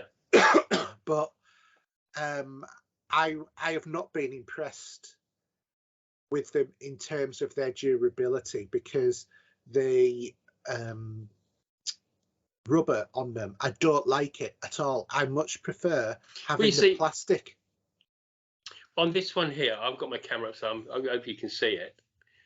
So with this one here, that there is the different parts. That part there is one part of the plastic. You've got the purple bits there, which are nicely coloured. Yeah. That is a I don't think it's as rubbery, but I'm hoping that I don't know if the new Elite controllers are like that. How this one is. They have that horrible rubber sort of stuff on, don't they? But I don't like. This isn't this isn't the same sort of rubber as the original Elite. So this is one of the latest controllers anyway that you can get in the standard different colours, isn't it? You know. Yeah. So yeah, I'm happy. This is such a lovely controller, and it always has been. You know, it's such a great one to have. You know, to feel, and it sits in your hand. You know, just right. So yeah, it's it's a bit of a shame, really, but there you go. I mean, controllers don't last forever, and if you play a lot of gaming, you're going to wear the things out, I suppose. You know. Well, yeah, obviously, but I mean, in terms of the durability, I was not happy with the Xbox Elite controller. But I must admit, I have been looking at the DualSense Edge because I'm doing a lot more PlayStation these days than I am doing Xbox. And I love this controller. You know, this is I just find this to be really, really comfortable. And I've always liked the Xbox, you know, staggered sort of position with everything. But I've got really used to the PlayStation controller, and I've been seriously thinking about investing in an Edge. Well, I was looking at other makes of controllers, you know, for Xbox, and there's quite a few different things that's similar to the Elite, isn't there, that you can pick up? Yeah. And whether or not any of those are any better, I don't know. I mean, it's not something I would purchase at the moment. But maybe further down the line in the year, maybe if I did, you know, but I don't need to really at the moment. I think what I'm using is adequate. Yeah. So. But at the end of the day, I mean, we always went down the road of your controller is your most important piece of kit on your Xbox, isn't it? It is, yeah. Because at the end of the day, that's what you use to interface with the machine. So, you know, you've got to have a good... I mean, the Elite 2 is £139 at the moment on Amazon. Now, do you know that there are two versions of the Elite? There is, because there's one without the bits. There's the Elite Core, and then there's the Elite Controller. The Elite Core is the Elite Controller, but without the extra package, which you can get for 60 quid. I just think that they're overpriced, and especially given the existing market as well, it's just they're not really competitive in terms of price at the moment. But when you look at standard controllers like this one, you know, you're paying, depending on what color they are, you know, you're paying from about probably 40 quid. Yeah. Upwards. Well, I mean, I very rarely see an Xbox controller any less than 50. There is a few in here. If you look on Amazon, you can see them. They got one there for 46. So you can pick them up. Yeah, but they're hard to find, isn't it? But then again, you got Scuff, which they're more expensive than the Elites are, aren't they? And I don't think they're as good anyway, are they? Yeah, well, they are. They're effectively Elite, Xbox controllers that have been modified. Yeah. I got a modified PlayStation 4 controller, not from Scuff, but from another company that did a similar sort of thing. And it was all right, but there was always I had to like twist the controller a little bit because I kept getting a problem with the either the square or the circle button. I mean, the standard black one's about £44. So, and there are other makes like, was it Rylan, for example? Yeah. Which you're looking into probably nearer the 30 mark. But do you want to go off main brand? Because a lot of controllers are. I mean, on the PS4, I've got that Astro controller, and that's a great controller. But the thing is, with all non-standard PlayStation controllers that I've found, is that they just don't have all of the features that the standard controller has. Yeah. So, for example, I've got a PlayStation controller that's Xbox layout in terms of the thumbsticks, but it doesn't have a speaker. And then I've got another one that doesn't have the 6-axis, and I've got another one that doesn't have something, but there's always something missing. So your best bet is always a standard controller, but on PlayStation, or it was on the 4. But I'm seriously looking at the PlayStation Edge, the DualSense Edge controller, because what I do like about that is you can buy joystick modules for it, so that if you get stick drift, you just take the module out and plug a new one in. And that's where I think Microsoft should go with their controllers. They should get rid of all of the rubber off them and have it as hard plastic. I mean, these aren't, I don't think these are exactly the same. I mean, it's got a grip to it, and it's, I think it is a rubber of some kind. But yeah, it'd be interesting to see how this goes, because I do get hot hands. It's really weird. I mean, that one, I've had this one for a long time now. And do you know what the only thing I've done with this is, other than put the chat pad on? I had to replace the sticks because the rubber perished around here because of using it so much on both of them. So I just literally cracked it open, took the top off, put the sticks back. I got proper matching sticks to go with it, put the top back on, away I go again. Great, it's a great little controller, is that? I think I kept my original Series X controller. Because how was this machine now? 2 years old? More than that. About 2.5 years old now, isn't it? Yeah. It's November. It was his second anniversary last year. So it'll be 3 years old this year. Because we've got an interesting question about that later on, so we'll do that on when we get to listener questions. But yeah, I mean, the only thing that's putting me off on the cost of the DualSense is the cost of the DualSense. That's the only thing, because it's like 210 quid. But I am a PC player as well, so sort of like that's sort of par for the course. Anyway. Yeah. Should we? Let's move on to movies, TV, and streaming. In quest of a better life.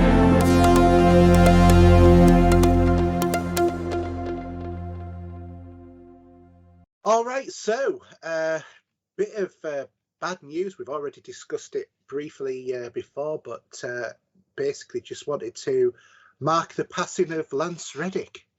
The actor was found dead at his home in the studios city, Los Angeles, on March 17th. He's been in many a pop culture series and games, including Destiny 2, Horizon games, as we said before, Quantum Break, Fringe, Lost, Resident Evil, The Wire, and of course John Wick, just to name a few of his very famous acting credits. But I think a lot of our listeners will know him as Zavala from Destiny.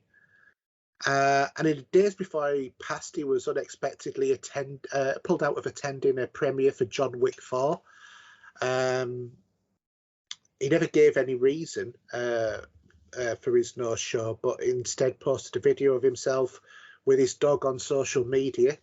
And then he does. Yes, he did. I mean, I used to love watching his social media posts because he seemed like such a nice guy.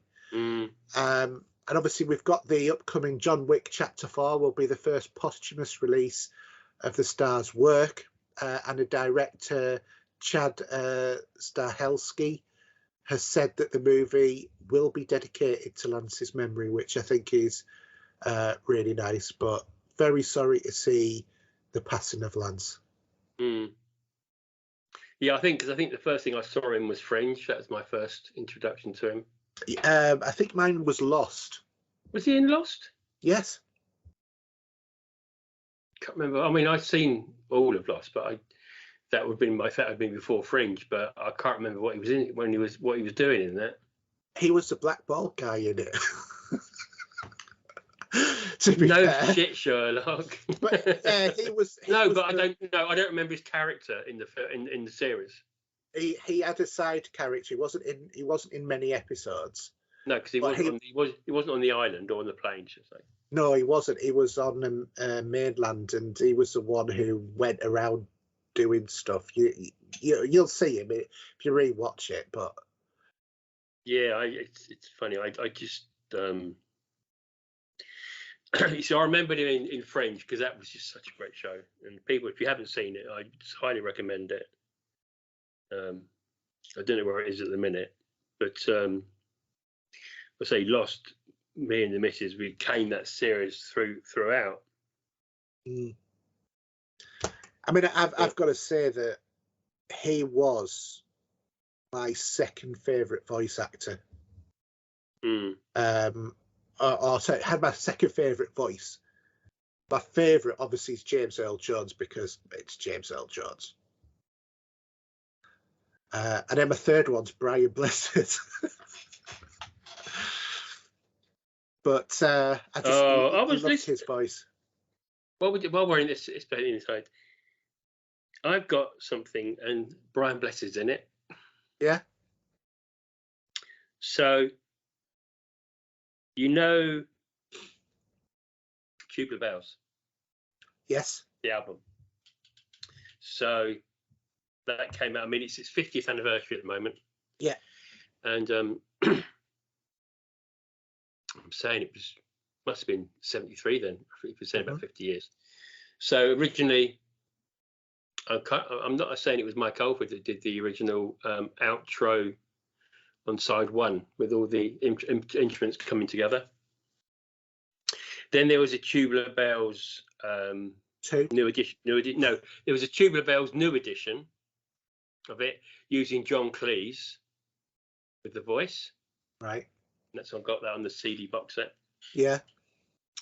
And they did a tour recently with Tubular Bells, and I think there's another edition. There's another edition for Record Store Day, which I would be interested in, which is slightly different with a few extras regarding what could have been Tubular Bells 4 that never happened. Anyway, Brian Blessed does the instrument intros, right, on the 50th anniversary. And if you look online for it on YouTube, there is, I've watched it already. You can actually, if you want to have a listen or watch the show where he does, brings all the instruments together, and he stands on stage doing it. Bless him. Yeah, really good. I've seen him live on stage. He was but he was doing they were doing the Tubular Bells Orchestra, and he walks on to do the bit where he says, mandolin, and the mandolin's playing, and he goes, and Tubular Bells, and the way how he throws his voice out as a character, because what he's like, I think you'd enjoy it just if you watch the video that bit. Did he get in Gordon's Alive? Yeah, no, but he's got that aura about him, isn't he? Do you know? Yeah. And it's a great album. I mean, it's one of my favourite albums of all time. If I've got a list, Tubular Bells, Mike Oldfield is, it's an incredible piece. But yeah, it was interesting actually. He was doing it. Cool. Should we go to cinemas? Yeah. Yeah. Do you want to do those? Been a while. Yeah, it's been a while. So we have on the 5th of April we've got Air.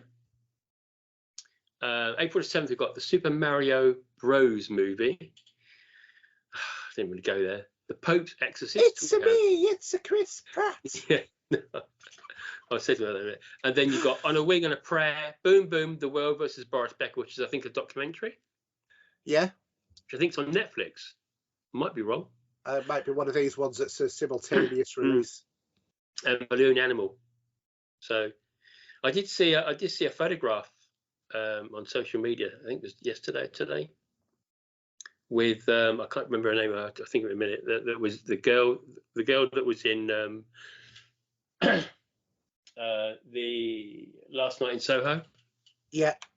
And she was also in Old. She's there dressed all in pink. It's like Princess Pink and in the man. I can't see this film doing very much, to be honest. I don't think it's the one that's going to hold our attention span. No. I mean, it's bad enough having one of your favourite actors doing it from the last version in the 80s. You know, it's Yeah. awful. Yeah. But yeah, the kids are going to love it. I know that. Same with like the other ones that have been out. Yeah, my son's dying to see Super Mario Bros. Yeah, have you got Apple TV? Yes. So I want you to watch Tetris and tell me what you think about it, because I don't have Apple TV.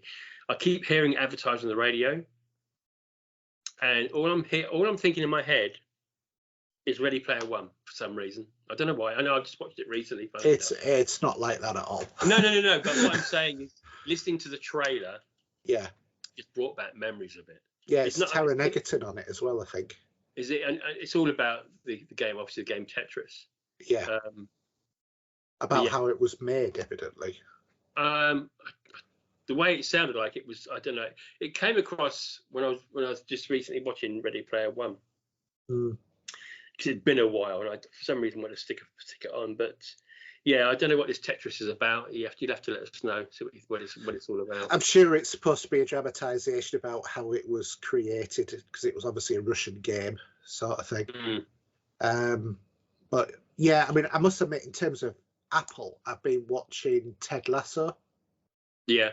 Love that comedy, and it's obviously back on season 3 now, which has just started. So I'm quite glad about that, because I did like the first 2 seasons, and this is from me who doesn't like football. So there you go. Yeah, what's it about? I can't remember now. What, Ted Lasso? He's an American coach who's come over to England. Oh, it's American football. No, it's soccer. It's British football. Oh, he's an American coach. He's an American coach who's come over to England to coach or to manage an English team. Oh, okay. And he brings his mate with him, and he's separated from his family, and it's a very dysfunctional sort of team, and it's like a light-hearted comedy, but it's one of those like quite uplifting sort of comedies, and a feel-good program. Yeah, because it starts off that the woman who who owns the club was wanting to destroy the club because it was her ex-husband's absolute love, and she got the football club in the divorce sort of thing. Coincidentally, she's also the same woman who did the shame on what do you call it?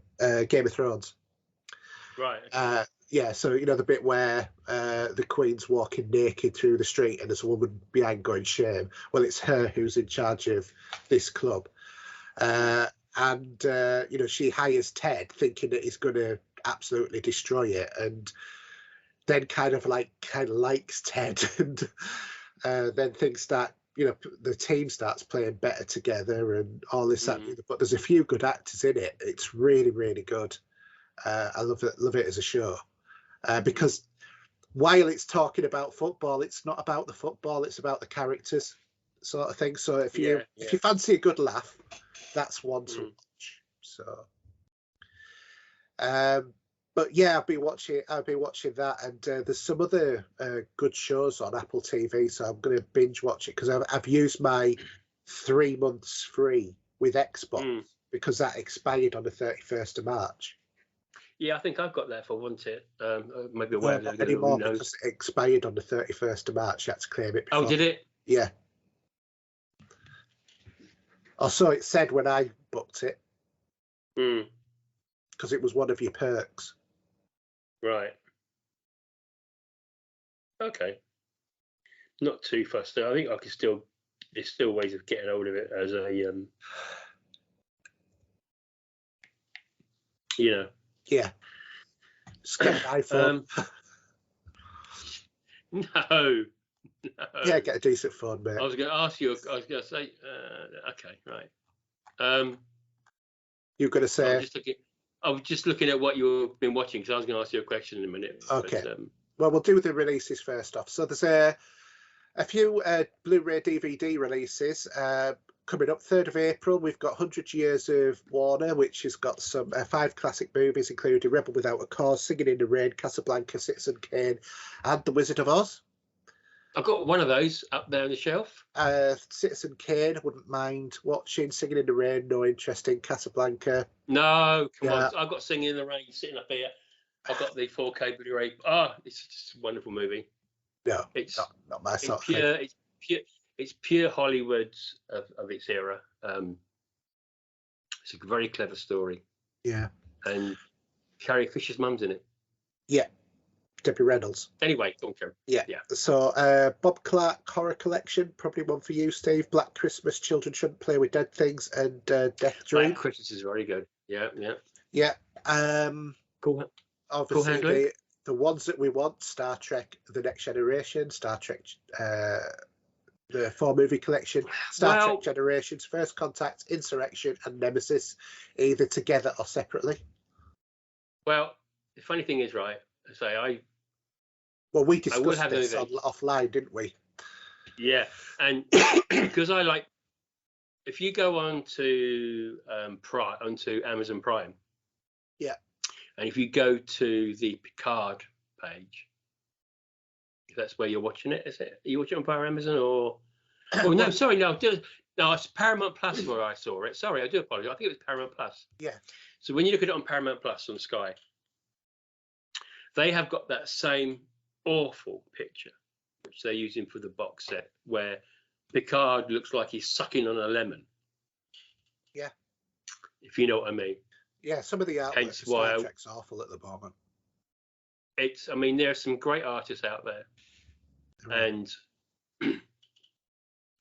so, yeah, I mean, after you say, with these editions as they come, I mean, obviously, going back to our conversation over a year ago about the box set that came out then, missing maybe 3 movies, but missing, 2 movies. And they're really 2 movies if you don't include Generations. Well, Generations was the Next Generation movie. I know, yeah. They were just handed it over, so I think. It's that, But I love the original poster artwork. It's much better to have on the Blu-ray DVD than it is to have that dreadful artwork with the discs just inside there. Yeah, completely. However, those cases come out, and I thought also the packaging's a little bit more as well. Yeah, I don't like the packaging at all. In a matter of fact, I had bought or pre-ordered the 4-disc Next Generation movie set, and I cancelled it to get the separate discs because, as I'm sure Steve's about to show, the quality of the discs looks a lot better in the. Oh, they do. So in the 4K. So, for example, that's your Star Trek 5, and they're much better like that. Yeah, it's the same discs in them, and obviously with Star Trek, the Undiscovered Country, we get the director's cut as well. But I just love the Undiscovered Country. I think that's one of their best movies. Always brings a tear to my eye at the end. Yeah, but they're great to have like that. I think they're much better in that than. I mean, obviously we got the Indiana Jones box set. Okay, that's no better anyway, to be fair. But then they came out later on in steelbooks, didn't they? Individually. The same thing with Rocky. All right, the Rocky 4 box set looks average because it's got cuts from the film posters across horizontally with for the 4 films. Yeah. But at some point it would be nice to have those in the 4K because I've only got the DVD box set. I never went to Blu-ray. So really? I knew at some point. I got the box set for a lot of the all. Yeah, so I've got the anthology. Movies. I've got the anthology box set of Rocky. Oh, so Rocky, yeah. Rocky, yeah. But I never transferred to Blu-ray on Rocky. I never did. Yeah. Yeah. Yeah, not Star Trek. Of course, I've got. But it was just But I'm not fussed about the last 2 movies at the moment. Yeah. Yeah. So I've got the DVD box set, which is a white back channel. I got this from CEX. CEX, yeah. And it was about £5. No, about £10. Mm. The The irony of it is, though, I bought this. I watched all the movies pretty much back to back. And then the next day, I came downstairs and I was like, oh, God, my eyes. And I showed my wife both my eyes were bright red. It looked like you've been 10 rounds. Yeah, and I had really severe conjunctivitis in my eyes, and I had to go to hospital. Oh, really? Yeah, with it. And they dilated my pupils and measured the pressure. Did you sue Sylvester Stallone? Yeah, and it's like, I always like to say, it's like, I knew it was like a visual feast, but I didn't think he was punching my eyeballs, sort of thing. Because like that was my big joke. Cut me, Mick. Yeah. That was my big joke about that. Yeah, so it's nice to see that they've come out. Apparently, they're pretty good. And obviously, with Rocky 4, you get the director's cut. Yeah. As well, so you get that bonus. Yeah. Which I've got a digital copy of that. But yeah, it's if you want to watch the movie without the robot, because he's been scrubbed away. Paulie robot. That was a poo, I think. But it's a good little scene, because you got the song from Go West playing on the car when Stallone's watching his. Is that the King of Wishful Thinking? No, that's China Crisis. No, Go West. I got it. I could sing it. I'm singing it in my head now. One Way Street, was it called? Maybe, I don't know. I can't remember now. Maybe it wasn't. Maybe it wasn't. But yeah. So.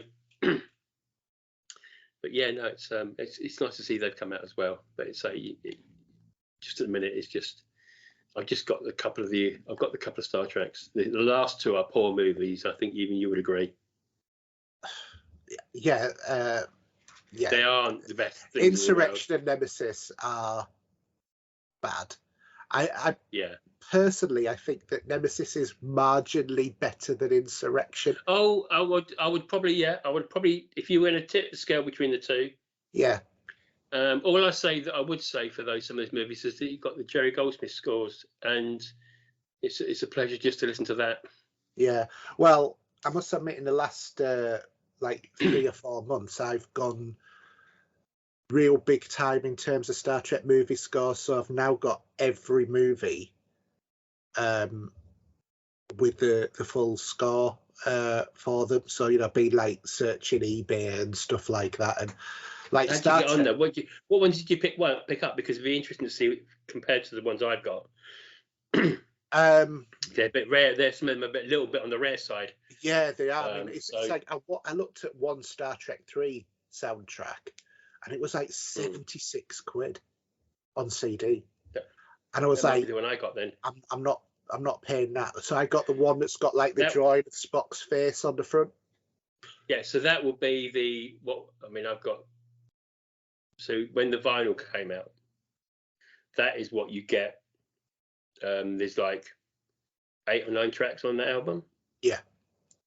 Which is, and then the one you're on about, which I've got on my shelf up there, which is Intrada. I think it was Intrada, possibly, for Star Trek 3. Mm-hmm. But there are different versions of Star Trek 2's Wrath of Khan. I've got 4 versions of that, with the La La Land being the La La Land one being the cream of the crop. But saying that, you have the same vinyl that I do for Star Trek 2. Yeah. Which is the base, which is the expanded score that we know how it came out. But there are some extra bits on the. I think it's Star Trek 3 disc. I've got the Star Trek one. I've only got one CD for Star Trek 2. No, but you got Mondo. You got Star Trek 2 Wrath of Khan on Mondo, from Mondo. No, I thought you had that. No. You sure? Yeah, I don't have that.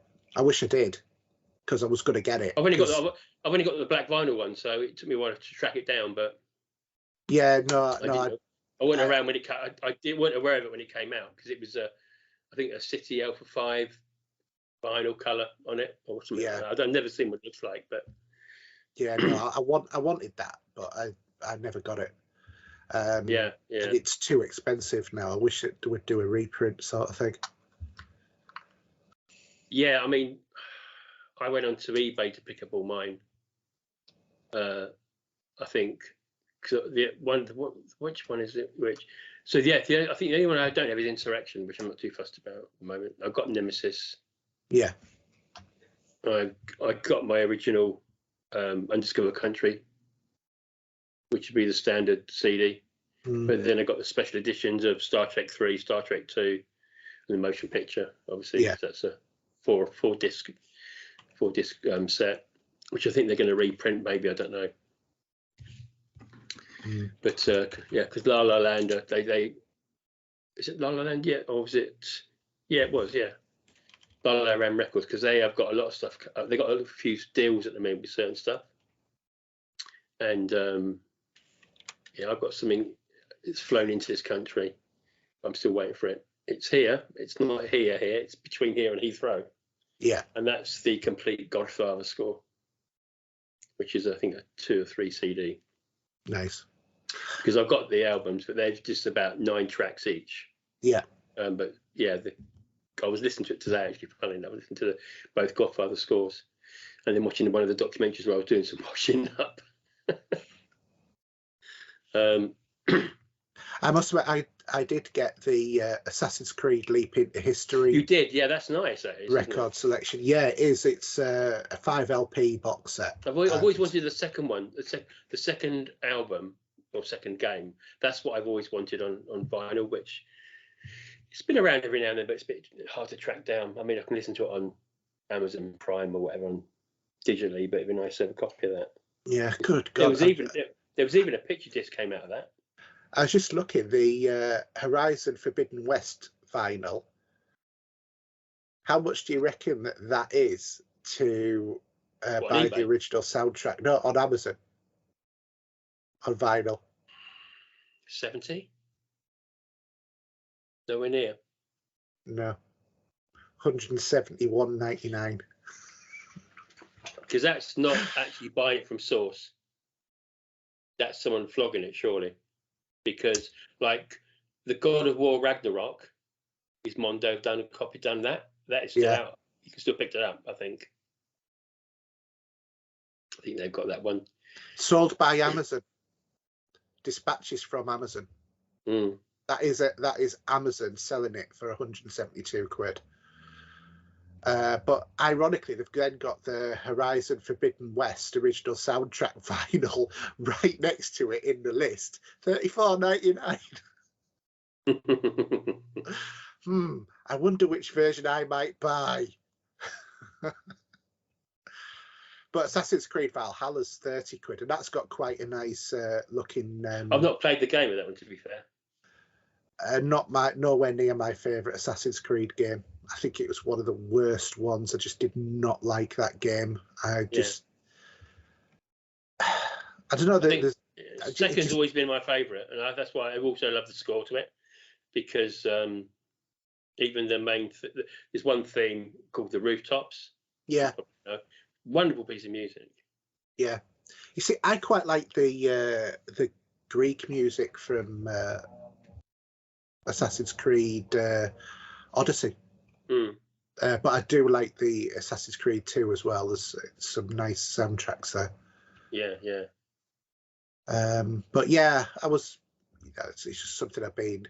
Well, did you get? Have you gone to the? I don't know if you, because I got. No, I got the first 2. I didn't do the third because I got the album. But did you go for the Kelvin timeline? Have you got them on CD yet? I've got them on record. Yeah, but I've gone for the first 2 on CD because they're expanded. Yeah. 2 discs. There's a load more stuff on there. From the film. I've actually got them on both, actually, because I've got Star Trek 2009, Into Darkness and Beyond, CD and vinyl. And I picked up the Intrada special editions. Right. I think just for the first 2. Yeah, no, I've just got the bog standard editions. But I'm not too bothered. But I do actually. I think my favourite one is probably either 2009 or Into Darkness. Out of those 2, out of those 3 rather. Yeah, Beyond's not as great. No, nor was the film either, to be fair. Although, ironically, when it first came out, people were really bullying up Beyond and saying that Into Darkness wasn't very good, and now people seem to have gone back and saying, no, actually, we like Into Darkness. Because I quite enjoyed that. I know that Benedict Cumberbatch was no Ricardo Montalban, but you know. Yeah, but it's a different universe. But then again, yeah, no, I don't mind. I actually quite like it, to be fair. Yeah, I like the main theme, definitely. I think it's a really good main theme that they've got for those movies, and it stands it apart, but it still sounds Star Trek-ish. Yeah, it does. Yeah, I must admit it does. Yeah. So, just thinking about Star Trek, actually, while we're on, you've seen a couple of the announcements. Strange New Worlds Season 2 is the next series that we're going to get. That's going to be premiering in June 15th this year. Evidently, the Lower Decks will be appearing late summer, so reckoning about 15th of August, something around that time.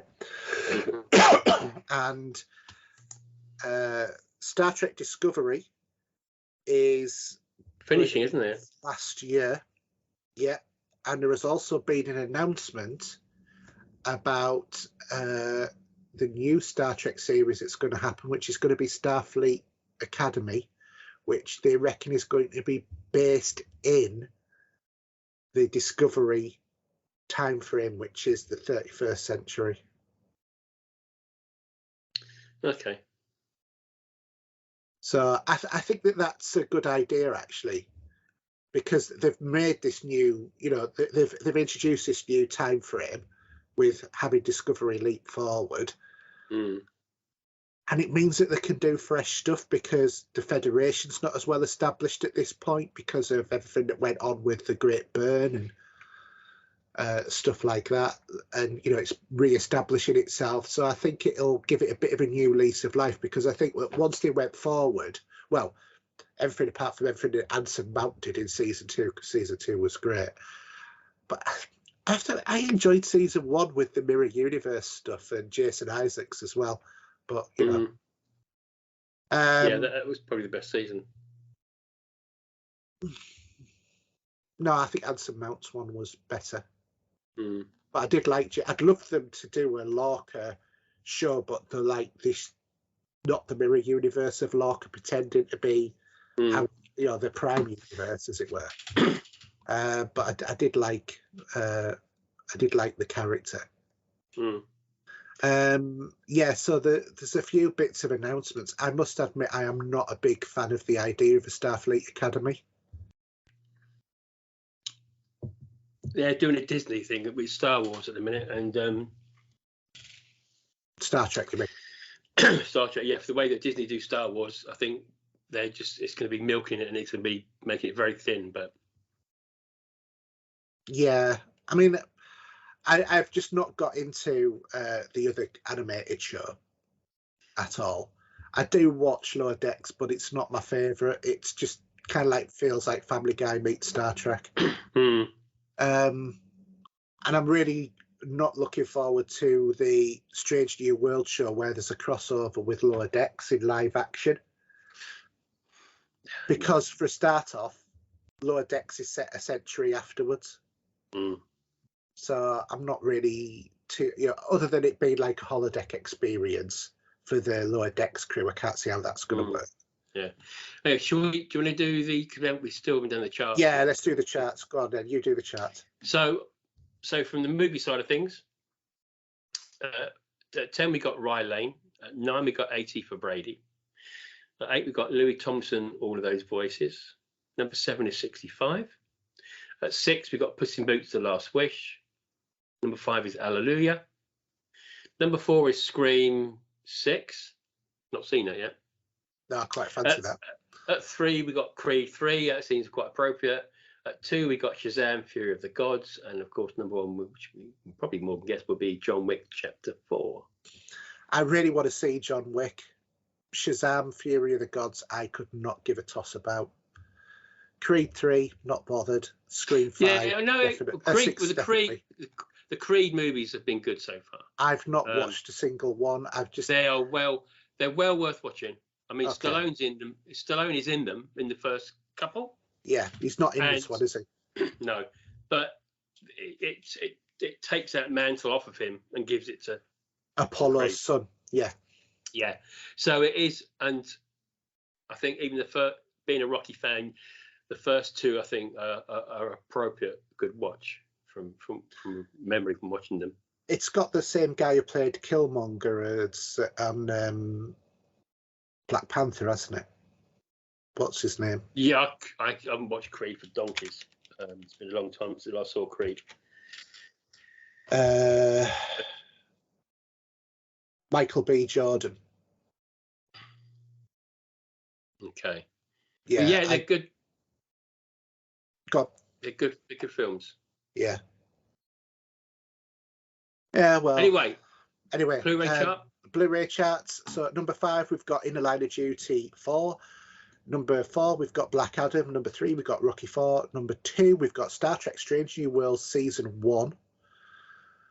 And at number 1 we've got Doctor Who: The Collection Season 9. Now I cancelled my order of Star Trek: Strange New Worlds.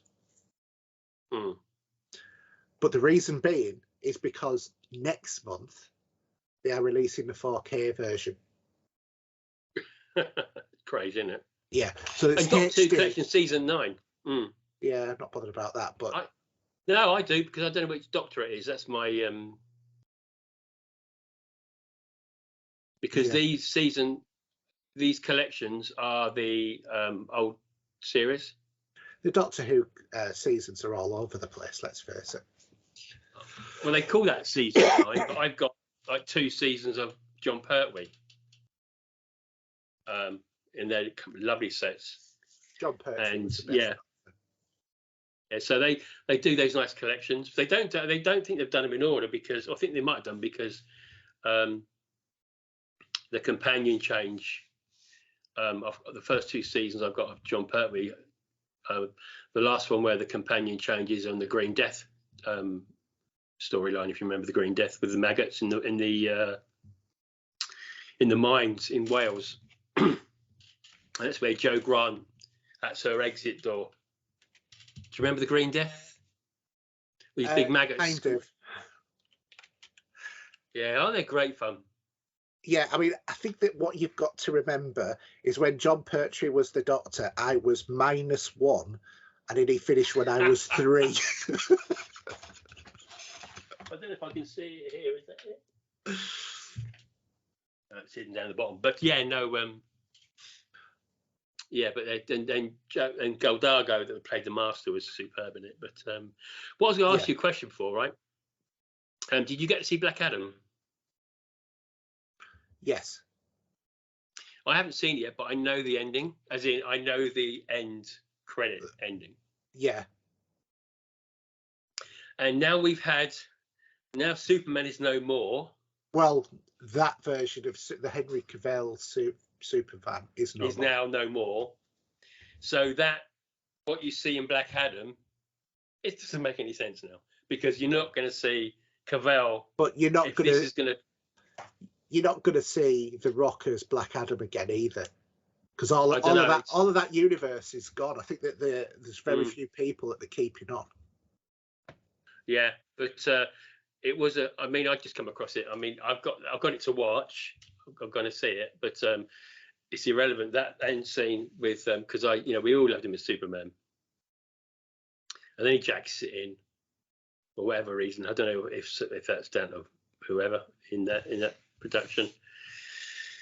And then the Bond, we're not going to go into it now, we ain't got time, but then the Bond scenario where I'm hearing now that he's not in running for that, and do you think so? Oh no, I've heard he's #1 runner for that, Henry Cavill. So and then obviously the Witcher, he's not doing the Witcher now, that's finishing, isn't it? No, but evidently he's still #1 runner for Bond. That was the last I heard, and that was 2 days ago. And just going on that, I'm just going to just bring this in quick. I'll be really quick, but I saw an Instagram post from Anton Deck. Yeah. And I don't mind them. I mean, what they've done over the years, good luck to them. They've been very entertaining. They've done they probably held ITV together, both of them, anyway. They are the epitome of British TV as far as I'm concerned. No, there's worse rubbish TV than that. Trust me, I've been watching Gogglebox recently. But anyway, I'd rather watch Gogglebox. They're both in talks to have a part in the next Bond movie. Oh, for God's sake! Now that's probably only going to be small parts anyway. Yeah, but that I immediately, when you said that, my mind went to Diamonds Are Forever and the Gear 2 guys. Oh, Mr. Wint and Mr. Kint. Yeah, I thought, yeah, that's exactly who they're going to be. But I don't mind. I don't mind those two characters in Diamonds Are Forever. There's a little play on words with it as well, personally, I think. But maybe I read into it too much. But the boom surprise, no. Yeah. Anyway, should we? Yeah. Can we quickly go into what we've been watching because we're running late. Right. Okay. So I'll do these slightly different order than what I've got them in. So first off, Ant-Man and the Wasp: Quantumainia. I went to the cinema to see this. Absolute visual, spectacular. Not a bad story. Very, very much. It was a Marvel movie. You know what you're getting, sort of thing. Jonathan Majors, I think, really stole the show with it. He was really good as Kang. I have come up with the conclusion that the character he played was also the same character, the same person, not from a different universe, the same person as He Who Remains from Loki. Because obviously at the end of Loki, where He Who Remains says, I've been known as many things as the Conqueror and whatever, and he announces himself as being Kang the Conqueror in this movie. So I think it is actually supposed to be the same one, because if you like linking all of the story about that comes from the movie about why he's been trapped by the other Kangs, because you see the Council of Kangs in the post-credit scene. Oh, brilliant. Right out of the comic book. Absolutely brilliant. But, it's a Marvel. The run of the good movies, but they're all the same. And it's just more and more graphical beat. I'd like to see them get a bit more grittier, I think. A bit in the way that how Avengers went gritty without going gritty. Do you know what I mean? But I'd like them to move towards like some of the grit that they've got in the DC movies, but still keep a bit more of the optimism that they have in because I have to admit, I think if I was living in the DC universe, I'd be at suicide risk, because it just seems so depressing, which I think has been the problem with it. Whereas I think that I'd be feeling sickly sweet if I was in the Marvel universe, because I don't think that they have actually any sour taste in that universe, because everything seems to be a bit rosy. So I'd like a bit more, grit in terms of those movies. But I enjoyed it. And if you like Marvel movies, you'll probably enjoy it. It's definitely better than some of the ones that have been out recently. I think it's the best Ant-Man movie. I like the way it expanded the lore. That's what I'm going to say about that. Lord of the Rings 4K trilogy. I picked this up together with The Hobbit. I got a really good deal on them, actually. I think I paid about £35 from Amazon for each one. Which they're normally 74. So and it's the English version and everything. So it's not like it's in German on the cover or anything at all like that. Because you can get versions of the movies like that. But it was just going back to that world and seeing the "you shall not pass" sort of thing going on.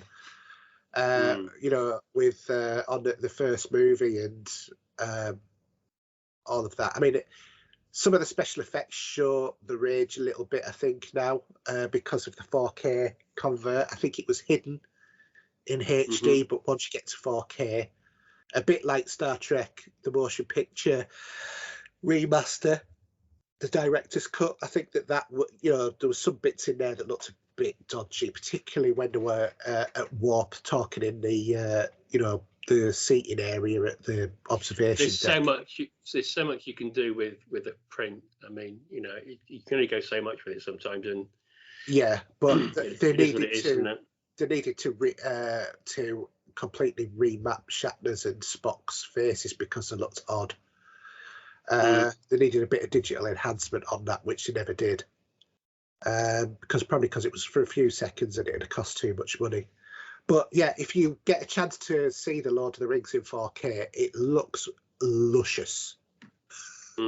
It's great. Obviously, if you don't like Tolkien, it could be your thing. No, I mean, I've got my box set, which is still worth about 70-80 quid, which is a special edition box set that came out back in the day. Yeah, I've still got mine as well. Yeah. So it's a big gold box. That's it. Yeah. I've got still got mine actually. Got it. That version. That's it. Yeah. Yeah. Because they're on. I think they split on 2 discs, but yeah, it's Yeah. No, I do like those movies. Yeah. But the thing is, with the Blu-ray, the 4K Blu-ray, there's no special features. It's literally just the movies. And you can get any more on there, probably. Well, no, that's the thing. And have they got the Blu-ray discs and the 4K discs? Are they separate again? No, it's just the 4K discs. But you've got both versions of the movie. You've got the theatrical release and the extended cut. But with like on Lord of the Rings movies, the extended cut versions of the movies are actually on 2 discs because the movies are too big. They can't compress that much 4K onto 100. And that's the same. I mean, the Blu-rays are there anyway, so it's no different from that if you had them. So it's But, they now put in disc 2. Yeah, basically. But that's great because that gives you a chance to go to the loo and have a bit of a break, get some snacks or whatever. Because I do know that I was watching a movie and it got to halfway and I thought, thank God for that. I'm busting for a pee so much. Me bloody tonsils. You can always pause. You can always pause the film. I didn't want to though. I was enjoying it. I mean, when we watched, go on. So great movies, but I'm just a bit disappointed that they didn't have the special features. Last thing I wanted to talk about was Picard season 3. You haven't watched this yet. I seriously suggest that you should start watching it and watch it weekly because it makes it better. Having that anticipation. I know. I come across a news article. Yeah. It might be the last episode. I'm going to say this cryptically because I don't want to mention it anywhere else. But there was on the screen on the ship, there was like, how do I put it? It was like an X-ray that was alive, and it was a person. You could see the name at the bottom. And yeah, interesting. I don't know if that's just let's just throw this in there, but because where this person is, and do you know what I mean? I can't really say. I don't want to mention it because there's no point. What you mean is you're not going to bill the name? But no, but it's where someone is, where they should be theoretically under some rocks. Yeah, they should be on Viridian 3. Yes, but anyway, but it was interesting. I mean, it's not even going to make a difference to the story and what I'm going to watch, but whether or not that's just to say, come over to this side, we'll put you in it. I don't know. Yes, that is true because I noticed that straight away. I'll tell you something else as well. There is a lovely Star Trek 2 reference in there as well. Because what you're talking about is Daystrom Station. That's where that is. Yes. And this is where all of like the Federation's top projects go. So my theory behind this is that maybe what they've been looking to do is look to resurrect said character. which that's the thing you can do. Yeah. If you don't know, the initials are JTK. Come on, this anyway. So Well, yeah, I do want to see it. Get watching it. Seriously, Steve, watch it, get caught up, because there's only a few weeks left, so it's not going to be that much of a bang for you. And just get that enjoyment of the wait until next week, because it's just making it so much better than just binge watching the whole thing. Yeah, seriously, it is a show that is better for doing. It's funny. It's had a lot of praise, this one, where the other Picards weren't so great. All right, they had their bits and their moments, but this, because of who's in it, and it just brings back. It's not because of who's in it, because there was good people in the other ones. Yeah, I know. But what I mean is because how it's been. This is like now next generation. This is like, forget it's Picard season 3. This is next generation in the future, isn't it? And it's what we used to love and enjoy from the TV show of its time. Yeah, and it's a continuation from Insurrection. Yeah, if you're with me in a way. And if our previous host Alan is listening, Alan, I'm sure you're glad that Rafi's still on. He loved Rafi. Not. But yeah, I mean, it should be. But this is going to be the last season, isn't it? Apparently. Evidently. But yeah, it's really good. The only complaint I have is Amanda Plummer, obviously Christopher Plummer's daughter, who played the Chancellor of the Klingons in The Undiscovered Country, and her character. She was a bit of a bitch in there, wasn't she? But I say a lie. No. What, that wasn't her, was it? That I was talking that her father was the Klingon Chancellor. He died. He was Gorkon. He got shot. You're about yeah. But Amanda Plummer, I mean, we know her from like Pulp Fiction and all that sort of stuff. She's a great actress, but her character is just so badly written. Well, don't say anything, because I say I'll assess that when I get to it. Yeah, I mean, they do things with the character, and what they do with the character personally, I think, would have fit in some circumstances if the character wouldn't have the role that they do. But because of the role that they do, it's too erratic. And the likening I've got is it's a bit like what's his face who played Lex Luthor on Superman versus Batman: Dawn of Justice. He was terrible. You know, he did not play Lex Luthor. He played the Riddler with Lex Luthor's name. And this character feels a bit like that. She's playing a different character than the captain of a ship.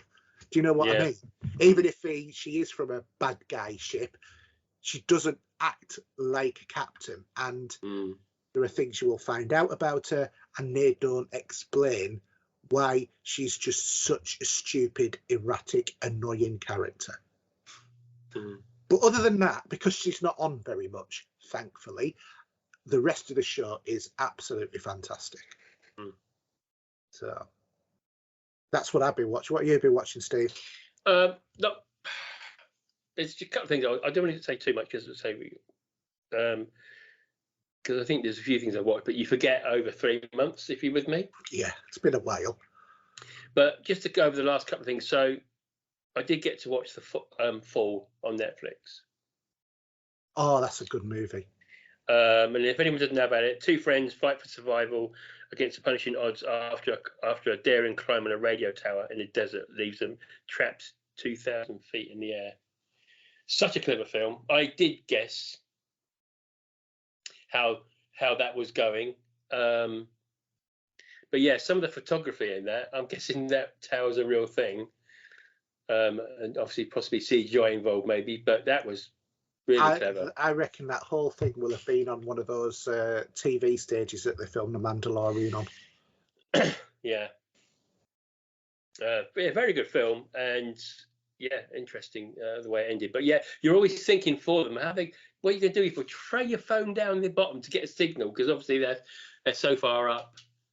they can't get a signal to get any help. But yeah, really enjoyed that movie. I'm not being funny, but I think if you were 2,000 feet up, putting your phone in a mobile phone, in a trainer, and chucking it off at 2,000 feet, Or I even don't think it's going to last very long. But then again, whether that signal would have picked it up to send that message out, because it was waiting for it just to send it.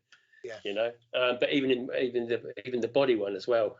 Yeah, I mean, really good. It was quite vomit-inducing at some points because obviously of the height, and I have vertigo, and I was like, oh, if God, someone has, I think if you have vertigo, I think seeing that would probably tip you over the edge a little bit. Yeah. And you're in such an enclosed space on that tower, which is not very big. But you know, I always said they should have had a rescue plan in there before you went up it. You know. But anyway, joking. Tell someone where you're going, or just put it on Instagram and on your page that if we don't hear from me, can you please let someone know where I am or where I might be? Yeah, you know, I will either be stuck at the top or I'll be spread out over a large area at the bottom. Yeah, really good. Really enjoyed that film. The other film is to say, I did watch Red Eye last week. I haven't watched that film for a long time. And I got it in 4K, and thoroughly. I love Rachel McAdams. I have a bit of a soft spot for her.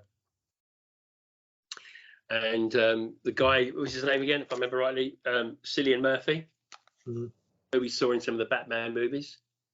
That's a Scarecrow. Plays a fantastic role as the one that's trying to get the information out on the plane. Yeah, ironically, he was on Peaky Blinders as well, wasn't he? He was, yeah, he was, yeah. And I actually watched him earlier this week in the movie Sunshine. Oh, okay. I mean, this film. I mean, it's not very long. How long is it? It says it here now. I think it's only about an hour and a half, if you're lucky. But Wes Craven, it's one of his different movies because obviously he did the Scream franchise and other stuff. But yeah, really enjoy Red Eye. I think it's one of those ones I can go back to and watch again. That's why I picked up a copy of it. But yeah, other than that, really. What else do we catch? I'm trying to think. I have got a couple of movies I've got ready to watch on Sky. I think we did watch a couple of horror movies in the last few months, but I can't remember what they were at the moment. They were just maybe not eventful movies, should we say? So yeah, that's it really. Stuff to look forward to. I mean, there'll be a new Cobra Kai season when they're coming up. Yeah, that'll be coming. And you've seen the trailer for that. That looks inviting. This will be the last final season of that, unfortunately. But that's a good idea to close it though, because you can only milk a cow so long before that milk's a bit sour. So. And then in 20 years' time, it'll be Cobra Kai 2 with. Yeah, because they're doing a movie as well, aren't they? Yeah. So that'd be quite good, and there'll be a few. I mean, we're all going to go. I mean, we're all going to go and see Indiana Jones, regardless of what it's going to be like, because it is around my birthday. So obviously we'll go and see that. Regardless of the Flash, I can't find anything where I saw about that being cancelled or actually being postponed. So maybe that's not a thing. I don't know. Maybe it was an April Fool's. I do get a bit fed up with April Fools sometimes when you're trying to find a bit of news. No, I did. There was a couple of juicy ones this year. What did I see? There was one there where Tom Baker's reading the phone book. The complete edition of the phone book read by Tom Baker. Oh, I'll tell you what I did see. The new Batman movie, the one that's just been out recently with the guy off. No, I haven't watched that yet. I've got it. I've downloaded it to watch. Yeah, Robert Pattinson as Robert Pattinson. Yeah, well, there's a company that has taken that movie, the trailer, and then taken him out and put Adam West in. Oh, really? And it's absolutely brilliant. I mean, have you actually seen the film yet? Yeah. Did you see it yet? I didn't like. What I was going to ask you about, and I forgot this because I thought you did go. Did you go and see Cocaine Bear? No. I do. I actually do want to see that at some point. Just it is based on a true story. I don't think that'd be a good crack. Moving on. Yeah, let's move on to Right, listener questions. John, what's happening to us?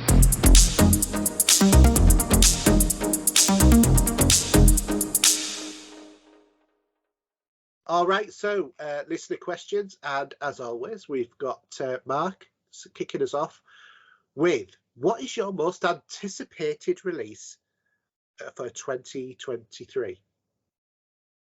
I think that's pretty obvious, really, isn't it? I've already mentioned it earlier on in the show.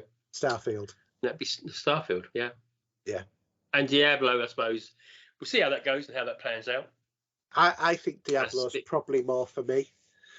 But the one that was most for me was probably Dead Space Remake, and then I just ended up being a bit with it. Also the new Forza, the new Forza game that'll be coming out this year. Forza 93 million and 2. Yeah, I'll be looking for that. Yeah, I mean, I like racing games, and I'll be looking forward to that. I think that's because we haven't really mentioned it, but I don't think wasn't there the last Microsoft did a little digital thing online, didn't they, of games to come?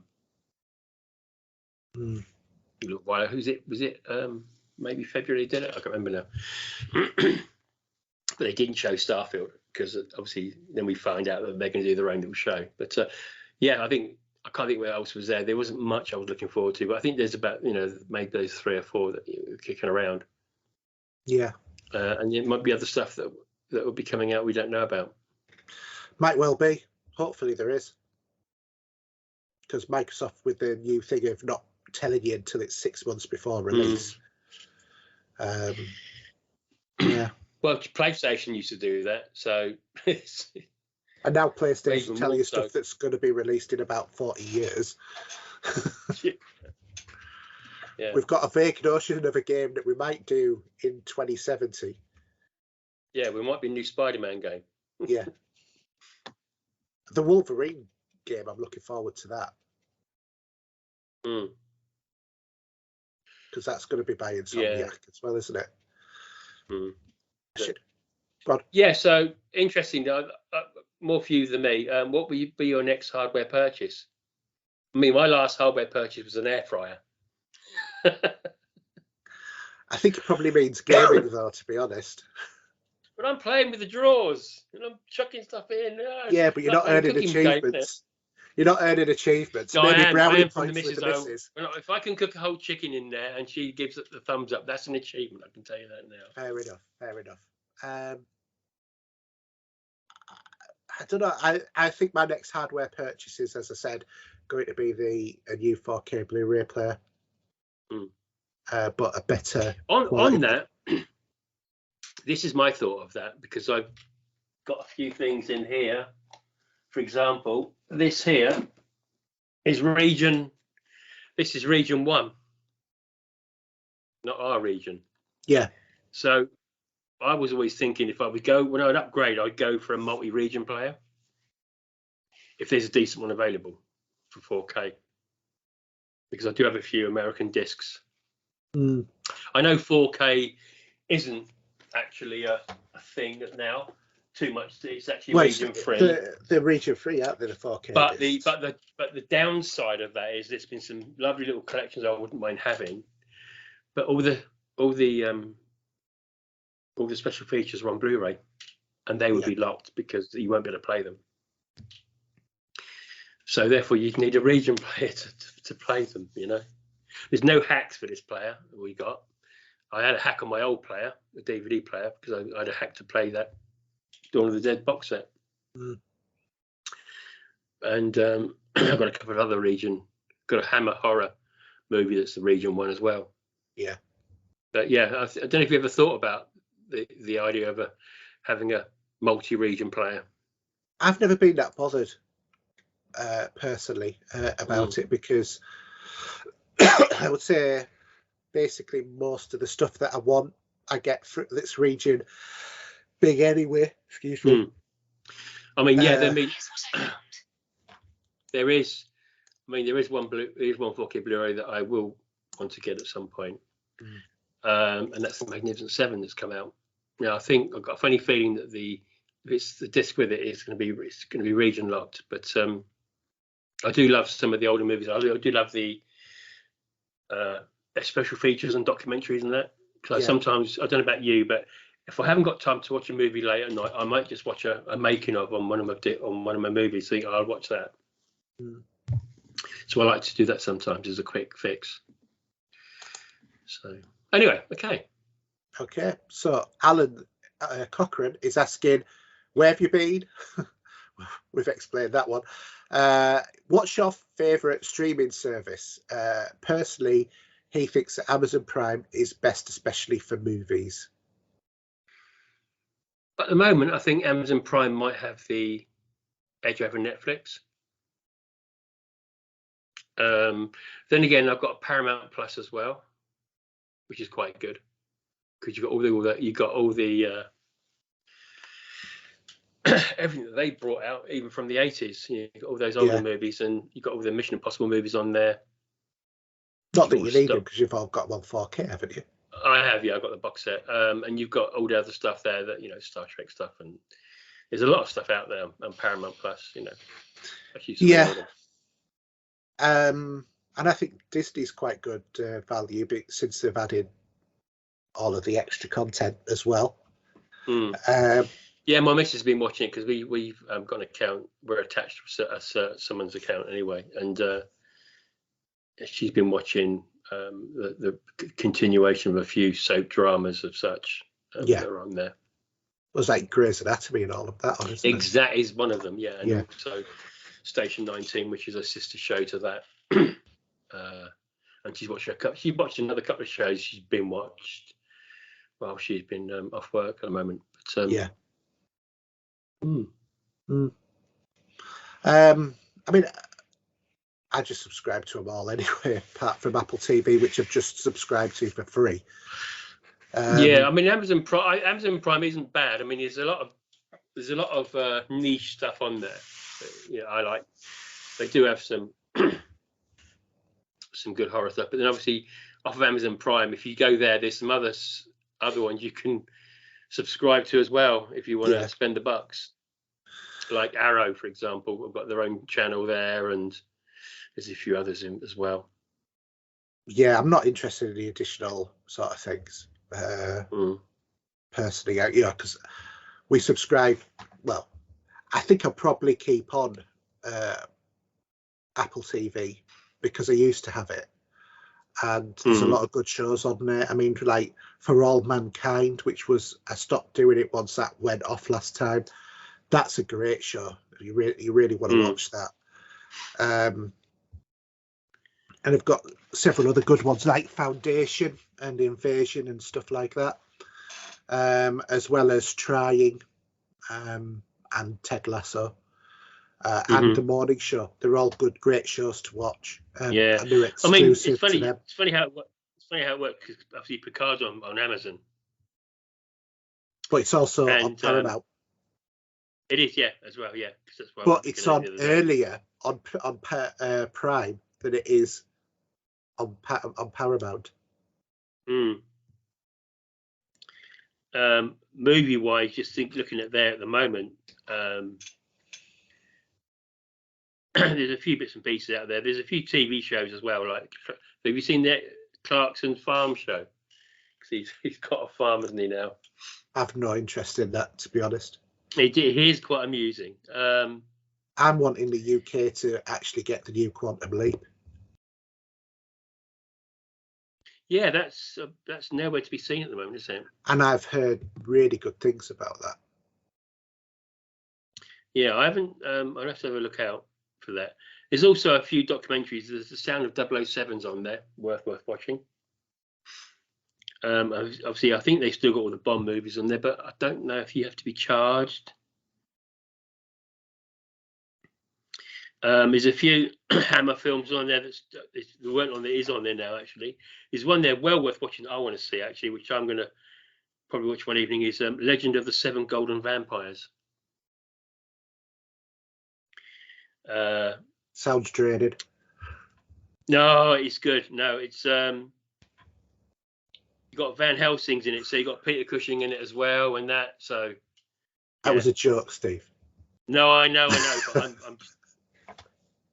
I'm a bit bigger. I mean, you've got some hammers yourself as well. So, and also I own a few movies on Prime. Yeah, so do I. In matter of fact, I own a few seasons of Cobra Kai, I think. Yeah. I mean, I don't know what actually, if I go to my, this is going to be boring, but if I go to my, where do you go to for your own films? If I go in there, if I go back one, go down and go me, and go purchases. There you go. 1, 2, 3, 4, 5, 6, 7, 8, 9. I've got 10 movies on there. Some are documentaries because I've got the Deep Space Nine documentary. Mm-hmm. Have you ever seen that? Yeah. In Search of the Last Action Hero.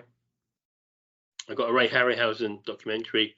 As much as I've got some movies there, I've got a couple of Hammer movies and Westworld, Future World, The Dirty Dozen, and Arachnophobia, which I purchased that just so my daughter could watch it one Sunday afternoon when she came down. It was only a few quid. So I said, all right, I won't mind watching it again. So I purchased it. But yeah, okay. Okay. Do you want to do Jason? Oh, yeah, Jason is, yeah. So this is quite all right. So, okay, so has there been any shows that you've abandoned because it was terrible, only to return back later to the season and loved it? He wasn't a fan of Picard season 1, but skipped season 2 entirely. But after hearing good things about season 3, he decided to give it another go and feels like Star Trek again, probably the best Trek show he's seen in decades. So is there anything you've seen that you gave a thumbs down to but come back to? Game of Thrones, Walking Dead.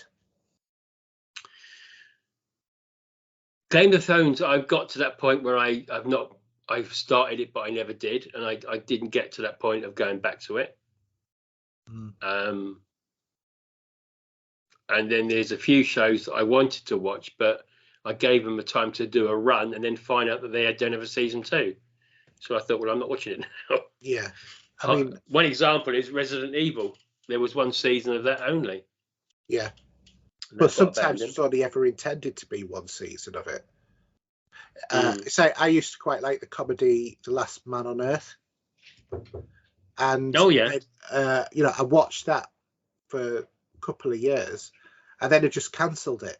And then there was another one where it was I can't remember what it was, but what it was called, but basically all but like one man in the world had been killed by some sort of virus, and it was on Disney Plus, and they cancelled it after a season. So I was halfway through watching the season and I just stopped immediately. I thought, well, there's no point in getting invested in it. And I hate it when they do stuff like that. Yeah. But is that cut and pasted in there for the next question? I'm looking ahead here. That's what Mark asked. Yeah, we've got a repeat question. What's your next gaming going to be? Never mind. That's a different focus. So that is definitely gaming, because you said an air fryer or whatever it was. Yeah, next piece of hardware. So I was right. I mean, my latest thing was an air fryer, and yeah. Okay, so what's your next gaming hardware going to be? I don't think there is going to be one at the moment.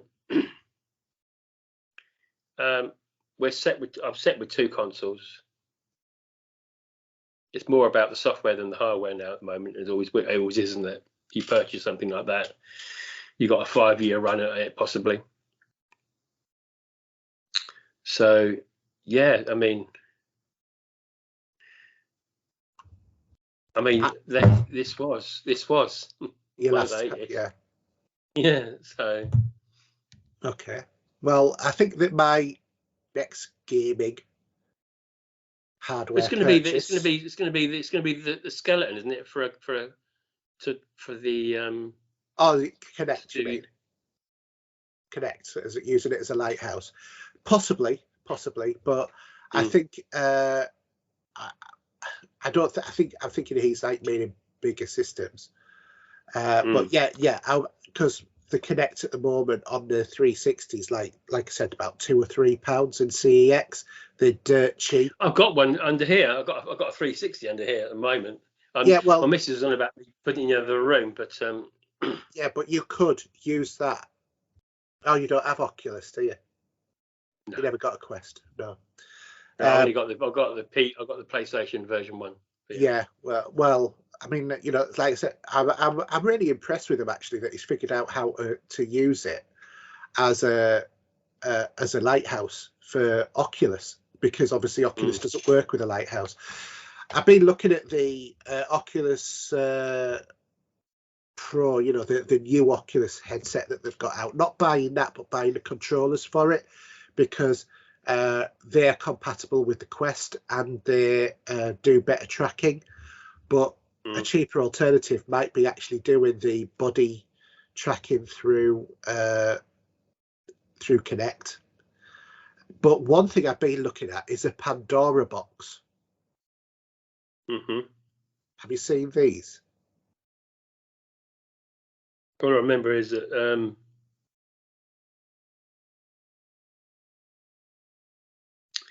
I'm thinking of Doctor Who now. But go on there. Yeah, no, Pandora box is probably easiest if I showed you. But the Pandora box you can get from various different places, but it's a gaming console.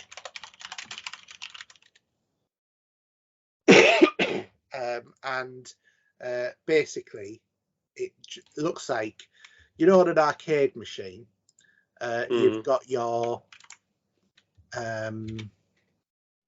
two, you know, player 1 and player 2 sticks. It looks like one of those units that's been pulled out of an arcade machine, but it's got games a bit inbuilt.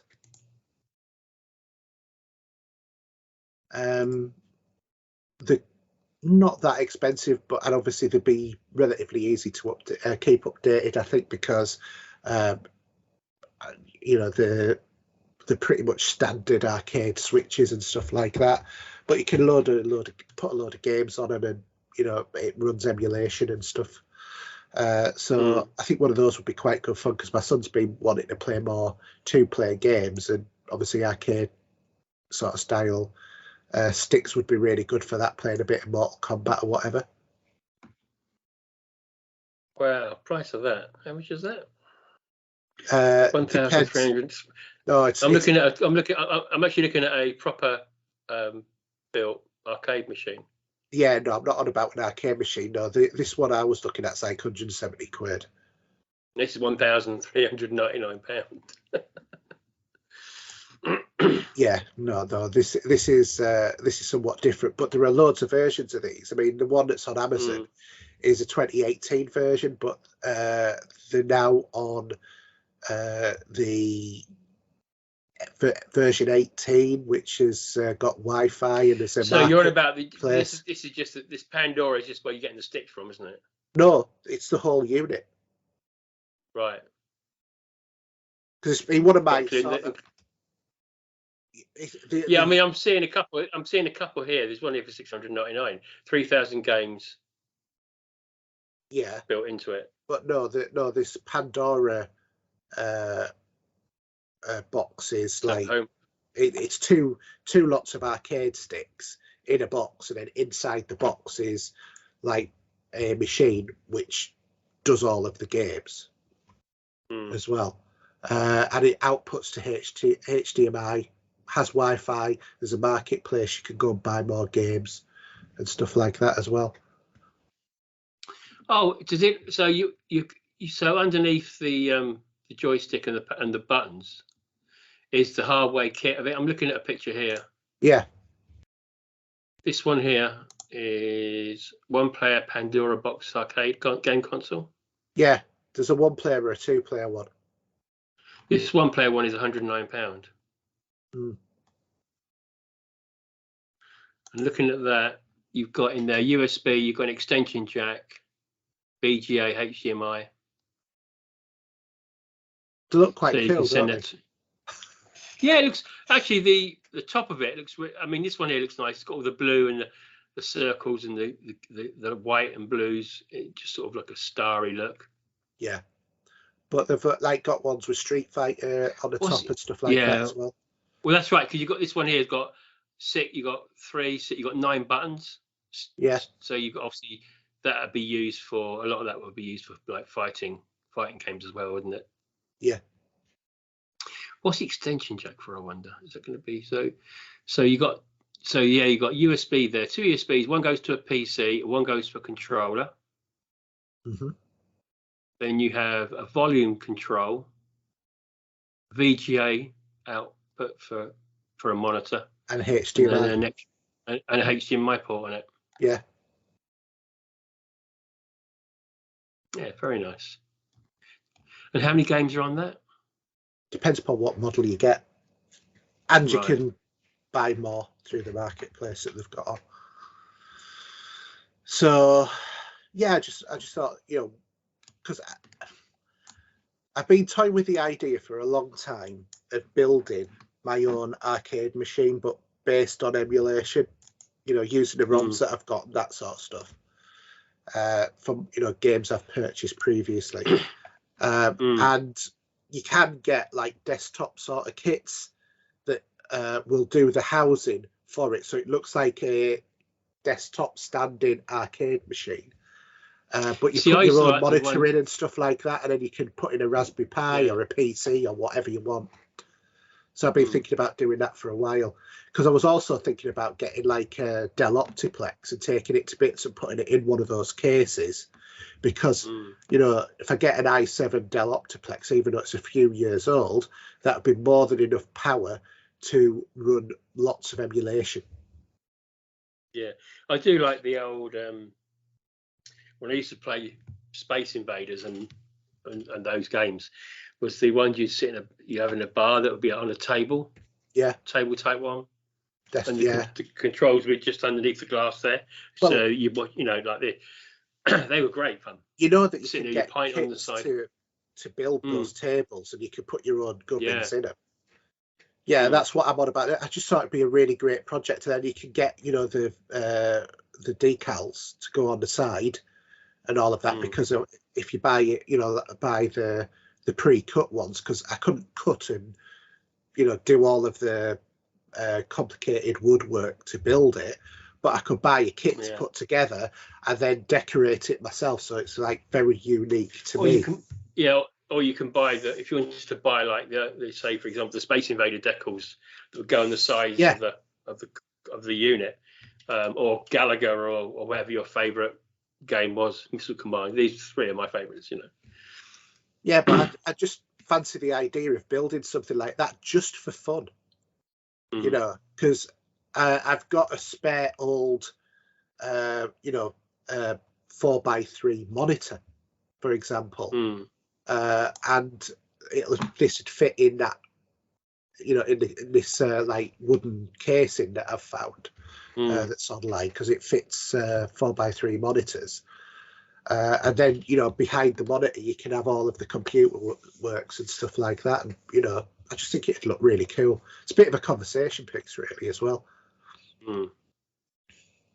So anyway, so there we go, a couple of things that we've been looking at.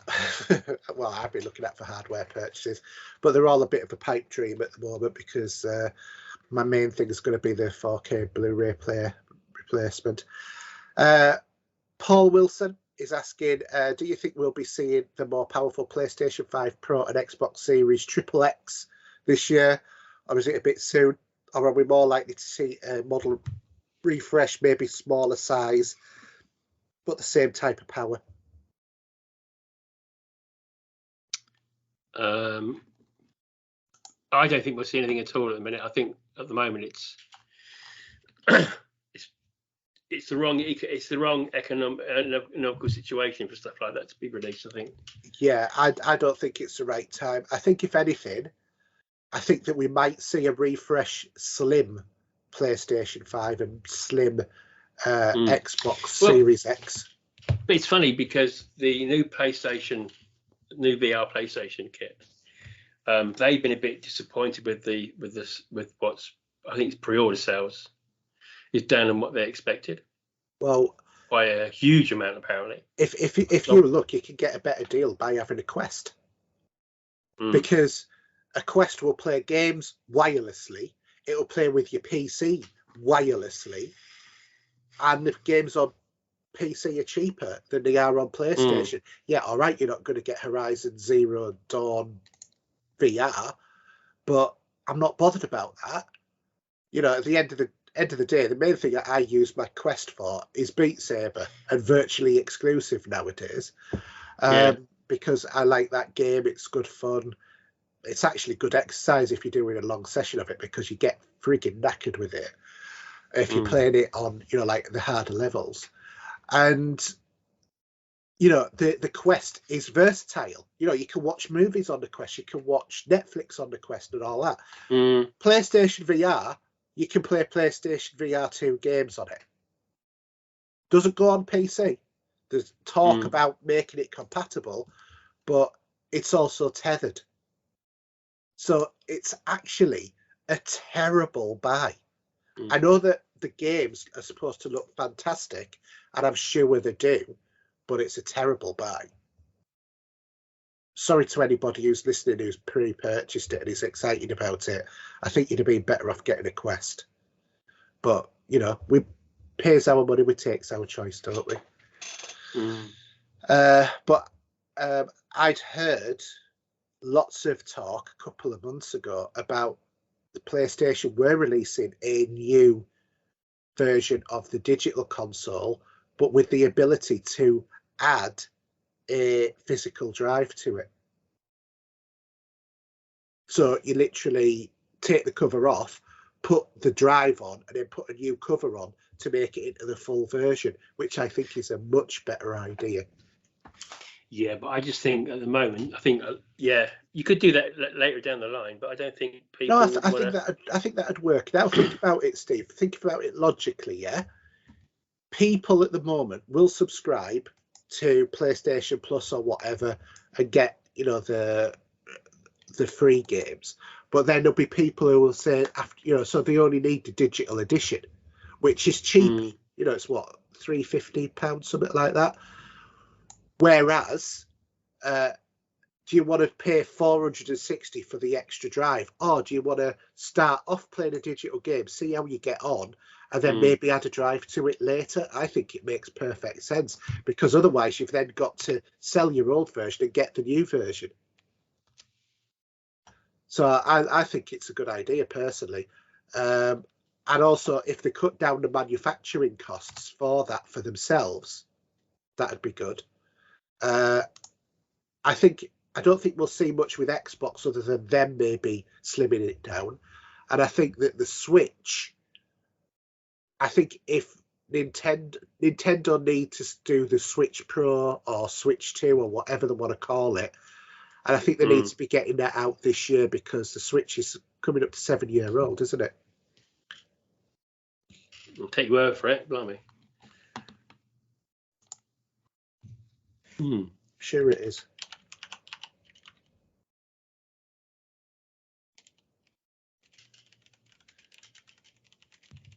Gonna do Paul's question. I second one. Yes, I was just researching it actually. So sorry, I beg your pardon. 6 years old this year. It'll be 7 years in March next year. Paul says, "What's your thoughts on Microsoft buying Capcom?" And I didn't know this was a thing, or if it was. And all I've seen is that this is possibly a rumor, and some hackers have discovered a hack in the JavaScript on a countdown with Capcom, which I think was the countdown for Resident Evil 4, which is already out. So whether or not this is a thing, I don't know. Whether we can take it seriously at the moment, I don't know. I think Microsoft are too busy with lawyers regarding the Activision acquisition at the moment, but we'll see. Yeah, I mean, interesting if it happens. I don't have much of a thought about it, to be honest. this is what these companies do now. PlayStation have done some of this as well. You know, the big boys are gonna take up the small boys. As long as they keep producing great games, does it really matter? No. Unless, of course, they make them exclusive onto one platform, which I don't think that they would do. I mean, you think about it, isn't it still 2-1 for Xbox to PlayStation? I don't know. I've not really seen. Well, if it is, and I'm sure the figures are something like that PlayStation sold twice as many as Xbox, then it doesn't make financial sense not to sell it to PlayStation. Who knows? I don't know. I've not seen the SKUs updates recently of who's sold what and that. You know, it's I think probably Microsoft are more on the ball with their Gamecast subscriptions because that's where they make their money at the minute. Yeah. How, I don't know though. Okay, so Easy. the last one, because Steve's pull towards Destiny is going because no, I'm actually looking. I've got my downloads going. I've got 3 games updating at the moment. So Lee Doherty's last question today is: all right, fellas, welcome back. What's been your favourite game of 2023 so far? It's been a great start to the year for releases. Well, I've been playing is Destiny, to be fair. I'm enjoying Lightfall. Yeah.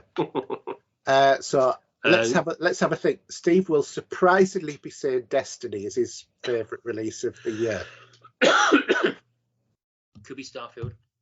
Could be Diablo. Yeah, but it's so far, isn't it? It's so far this year. Oh, God, it is. Yeah. Terrible. So I'm going to say Hogwarts Legacy because it came as such a refreshing change. It was a game I was not really sighted on because I'd heard, there's going to be a Harry Potter type game. Big wow. And I wasn't bothered.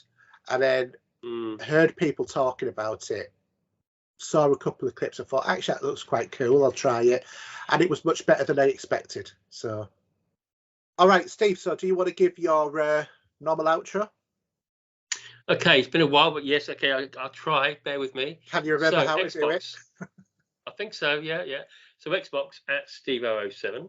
PlayStation ID is the real Steve007. Only reason that is because I still own the other one, but it got lost in the somewhere. In the Matrix. In the Matrix.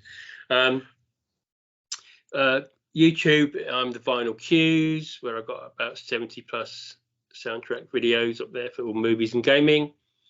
And I don't even know because I've started a new Instagram, and that's the Vinyl Cues as well. So there you go. So Vinyl Cues for Instagram and for YouTube.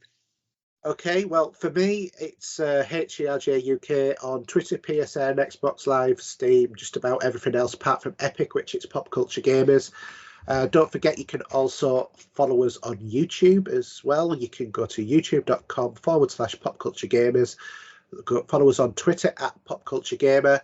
We have a Facebook group. We have a Facebook page. You can also email us at podcast@popculturegamers.co.uk. And don't forget our website, which I think has actually changed because Anchor is now no longer Anchor, is it? It's they've changed it. Yeah, so it's podcasters.spotify.com/pod/show/popculturegamers. I much prefer when it was anchor.fm/popculturegamers, but there you go. It's much easier. It was, yeah. So that's us. Thanks again, Steve, for coming. It's nice to be back. We will be hopefully more regular. We'll take plenty of fibre, plenty of pop culture fibre, and we'll be doing back to more regular sort of shows. Because next week is Easter. Yes, we won't be doing next weekend. But we've gone to a fortnightly format anyway, hadn't we? And let's face that's it, right. And I think fortnightly is better than every 4 months. Yeah, no, it is. So we'll try and And I'll try and have a shave next time as well because I like it a bit messy. You should just shave the sides and, you know, do your Tony Stark sort of one. I have done the master version, and the missus looked at me, sort of glared at me when I did it. Anyway, great. It's been great to be back. Hope you've enjoyed the show, and we'll see you in a few weeks. And it's a good night from me. And a good night from him. Good night. Good night.